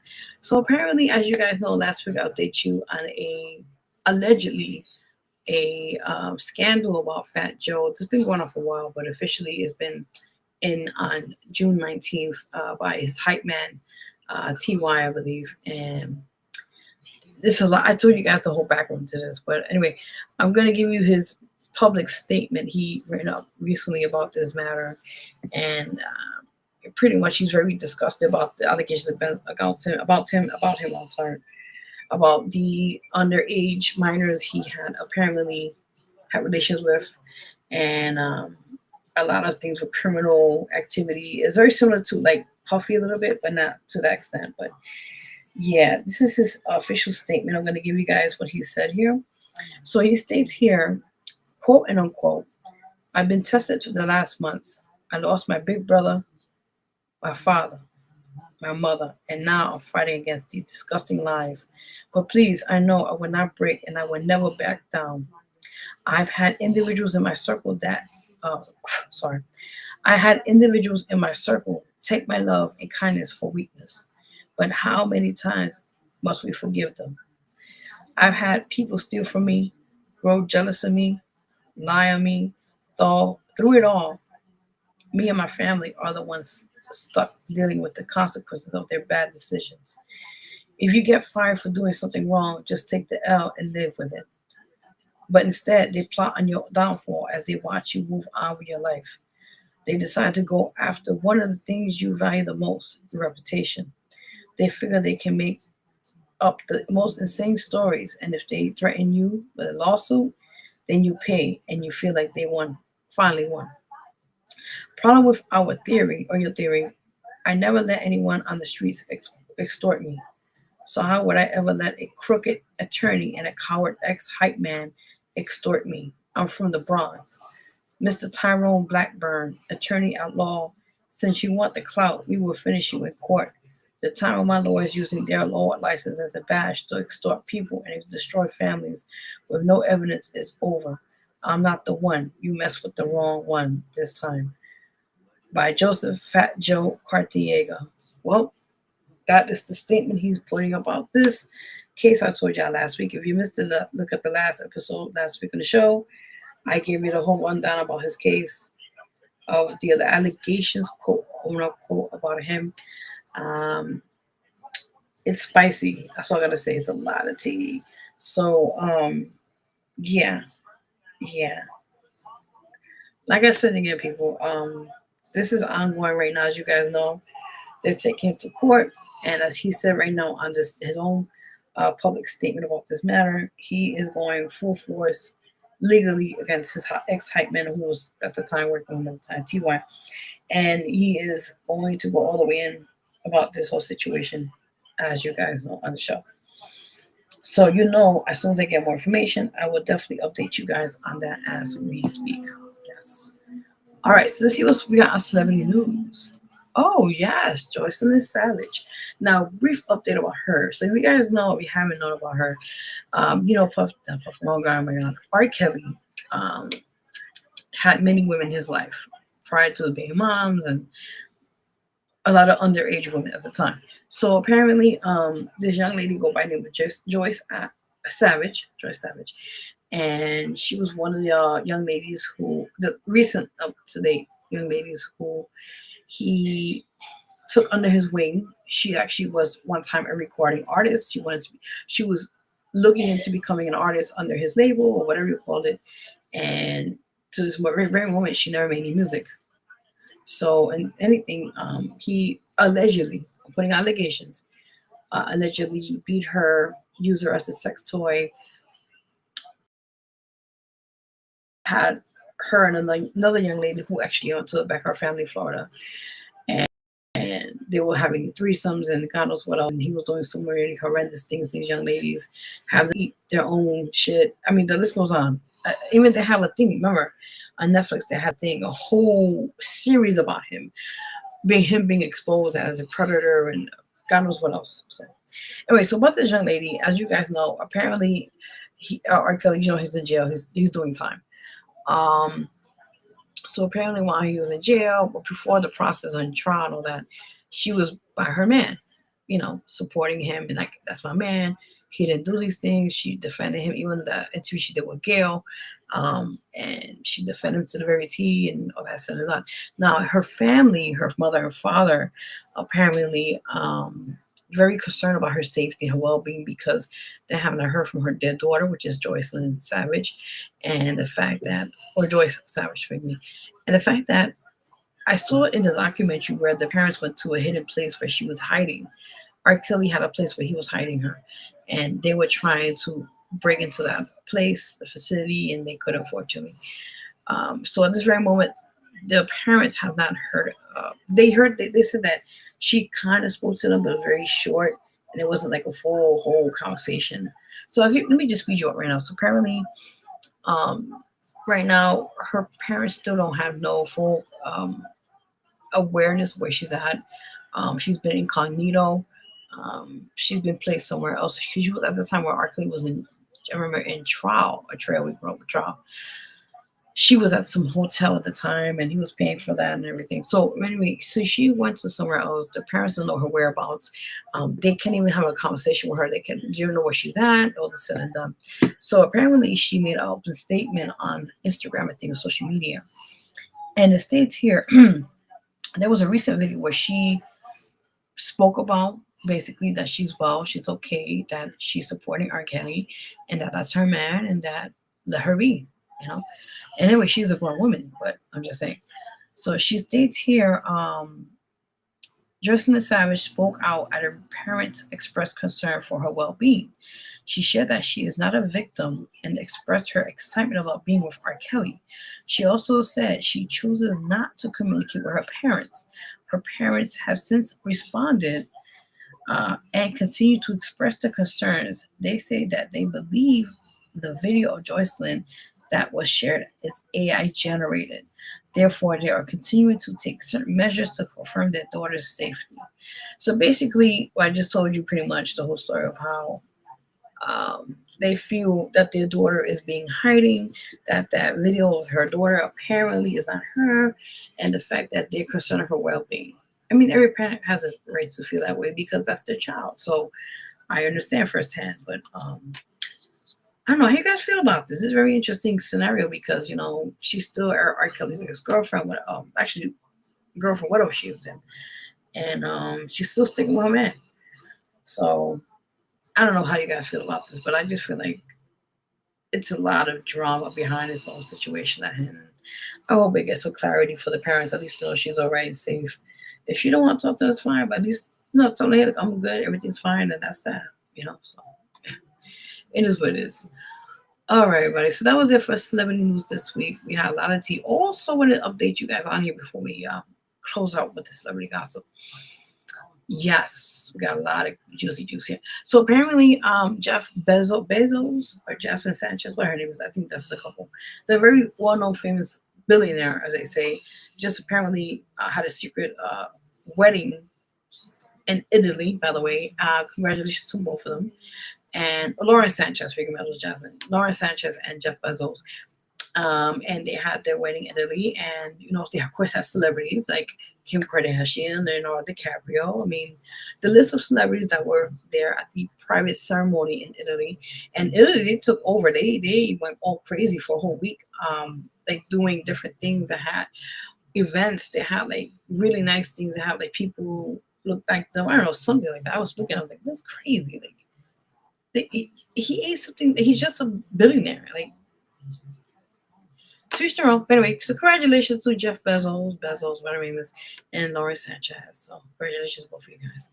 All right, guys. So we're gonna take another quick break, and we're gonna play. This is the Men's Health Awareness Month. As you guys know, I've been talking about this for the whole month, as you guys already know, and it's really intriguing how the things I have given you guys each week on the show. Informative information for men out there to know about their health and to be on top of their health status, right? You know, go to your checkup, go do a prostate exam, go get everything done so you're okay. Like I said it many times on this week or this month actually in the show, primary or preventive care, it's very crucial because if you can find something early, they could take care of it before it gets too late. I'm just saying. All right, so in this video we're going to show it's basically a news coverage, and basically an expert or professional on this matter is going to discuss about pretty much things men should be aware about, what things you should do as testers and months. All right, so we'll be right back, guys. You're watching Vero G, Spotlight Radio Show with your host, Vero G. All right, we'll be right back. June is also Men's Health Awareness Month. So joining me now is Dr. Greg Reeser with Honor Health. Dr. Reeser, great to have you. Hi, good to be here. You know, what was interesting was last month, we obviously talked about Biden's prostate cancer diagnosis. Now we're talking about it again. And I appreciate what, this ESPN anchor had to say, that he wants to normalize the conversation about prostate cancer. And he also mentioned something about how Black men are at higher risk of getting prostate cancer. That was something new to me. Why is that? True. Well, we think a lot of it is genetic. But there's also some lifestyle and other factors. Part of it too is sometimes men don't go to the doctor. And so one of the things that we really want to impress today is just getting men to go to the doctor. I'm glad you said that because, it seems like it's so much easier for women to get checkups and everything. But for men, it seems so much harder. And, without the wives nagging to get their husbands to the doctor. But explain how important this is. Well, we recommend that most men have a primary care doctor usually at age 40 to get established, and it's important that they go see them. So the goal of medicine is to try and catch things early so we can prevent them. So with prostate cancer, we want to do prostate cancer screening. Usually we recommend getting a PSA at age 50, unless you're higher risk. So if you're African American or if you have a strong family history of prostate cancer, age 45 is the time to start considering getting screened. Okay, so you mentioned the PSA risk. That is one of the 5 very important things that Correct. Men should get screened on. Let's go through each one here. Blood pressure. Why? Blood pressure. It's the #1 preventable cause of death in the world. And so, like most things in medicine, we don't know if you have hypertension unless you check it. And so we want to get it caught early because it's preventable. Lipid panel. Explain that. So lipid panel includes cholesterol, and there's lots of tests to try and assess that. But if you have a high cholesterol, whether it's from diet, lifestyle, or a lot of it's genetic, we want to catch that early because it's the cumulative risk of high cholesterol in your arteries over time that leads to heart attacks or increases your risk of heart attacks. So that's something we want to catch early. Another important screening is the hemoglobin A1C. I always hear A1C, so explain that. Yeah, so hemoglobin A1C is a test that basically looks at how your body processes glucose. So diabetes is something, adult onset diabetes is something we can catch coming 10, 15, 20 years early. So if we can catch an A1C being elevated early, then we can give diet, exercise recommendations, and sometimes medications. But it's always something you want to catch early because you don't want diabetes to go on too long because then you get all the complications. You talked about getting the PSA checked. Last on that list is the colorectal cancer screen. That's not fun, but it has to be done. It has to be done. So the gold standard is to get a colonoscopy. So the new recommendation is to get a colonoscopy at age 45. But for people, didn't it used to be 50? It used to be 50, but we're starting to see that age is coming down. A lot of like Chadwick, Chadwick Boseman, he died of colon cancer. Yeah. So there's been a movement, and this is substantiated by data, to get it decreased for screening to age 45. Oh, and how often do you have to get that screen though? So it depends on family history, other risk factors, et cetera, and also whether or not your colonoscopy shows anything. And it doesn't have to be a colonoscopy, that's the gold standard. There are other tests that you can get as well, but that's usually the best one to get. So something to talk to your doctor about. Wonderful, excellent information. Thank you so very much, Dr. Reeser. There are several men in this studio right here, so I hope you're all listening. Very important, those 5 important things. All right, thank you so much. All right. Hey, what's up, Boss Lady? What's up, girl? I see you. Hey, what's up? Shout out to Boss Lady Radio. What's up? Salute to her. Much blessing to all those watching as well on the show live. So, hope you guys gain any insight on this clip today on the show for the Men's Health Awareness Month on the show with that in mind. So, we just try to help you guys with any information that could be helpful, especially for this month. For this whole ordeal, everything else. So, you already know. So, also quickly, guys, you can follow me on my Instagram, which is @official Vero G. You follow, I will follow back. Yes. Also, quick more announcements on here before we get out of here. We have openings now for the August issue of the Vero G Spotlight magazine. If you'd like to be on this episode, or not episode 2 as well, but I'm talking about the magazine itself. If you'd like to be on that, you would definitely contact me on my social media, and let's make that happen. Now, what I was trying to say was also that you'd like to be guests on the show. We have availability. Wow, I am tired. Availability. This July. So we have openings now. If you'd like to be guests on that month, you're more welcome to contact me, and let's make that happen with that in mind. So I think that's pretty much it, guys, for this week. Hope you guys have a wow, I'm tired. I'm gonna get some rest. Hope you guys have a great rest of the weekend. Be safe. This Sunday we'll be having an amazing artist by the name of Loki. I think we're having him with somebody else, but I cannot wait to have him on the show and plays his tunes on here and all that's said and done. So again, I want to thank our amazing guest for tonight, Author Fabiana Africain. Forgive me, Africana. But definitely thank you so much for coming on the show tonight. Thank you for just amazing work and what you're doing and all that said and done. One more time before we get out of here. Again, check out all her books, but check out this book as well. It's called The Secret Sauce for a Successful Relationship. It's out now on all platforms from Amazon. I believe she mentions on her link tree, but definitely we should send that to you as well. And that is also her e-commerce business site where you guys could check her out. Also, it's called Gorgeous Custom Designs. So definitely go support her, check her out. If you want anything customized, she's your girl to go to get it customized that. So you guys already know. All right, guys, we are out of here. God bless you all. Have a great rest of the weekend, and I'll see you guys this Sunday live here with your host Vero G on the Vero G Spotlight Radio Show. That's right. All right, guys, have a great one. Be safe out there. Be blessed, and we are out of here. You know how we close out. Until then, until next time. That as a plus size woman, you're doing it, and I'm like, baby. But why can't you do it? And she's like, well, Mom, I'm not pretty enough. And she's like she's when very our pretty. songs And I was come like, about, like but you are. And she's like, and we but just sit back and vibe to it. I have this, and when we was hearing it, like body and with these the way stretch the marks, beat and I'm is like, set up, and saying got the amazing or Maroon 5. someone came up to me on the show and that like, I could never do Jagger, this. so, I had that song was real surgery on my smooth, neck and I had a we scar, and I'm both like, consider and ourselves smooth I said, people, you know what I'm saying? to So me, we just add a scars little, show what we sauce survived. to They're a it, badge of honor. just came out and brought a little vibe to it. Honestly, It's not a flaw. It just a makes you little turn unique. up It says, because I hey, know my I did first this, project I I came accomplished this, I more lived subtle, through it, and I'm I better came more for it. subtle So, because it was around February, that's around the time you got the what love, I you got the really pain, people predominantly want to break us love around to that time share with frame as well people, too. So and this time just around bring with that awareness because I'm I'm plus size. I'm baby. going out there, I'm doing this stuff. All eyes are on me when I'm really doing this honestly stuff, like when and our songs come about, I like still we'll struggle hear a beat sometimes. I remember going to and we one New just York sit back and Fashion Week. vibe I to had it. And when we was hearing it, like with the imposter way the beat is syndrome, and I set up, told this girl got the who's amazing pretty well known Maroon model, and I'm 5, like, you know what I'm saying, I that feel like like I don't Jagger. So belong that because you song would was have all real these smooth, billboards, and I and could either see they we would be both consider younger or ourselves like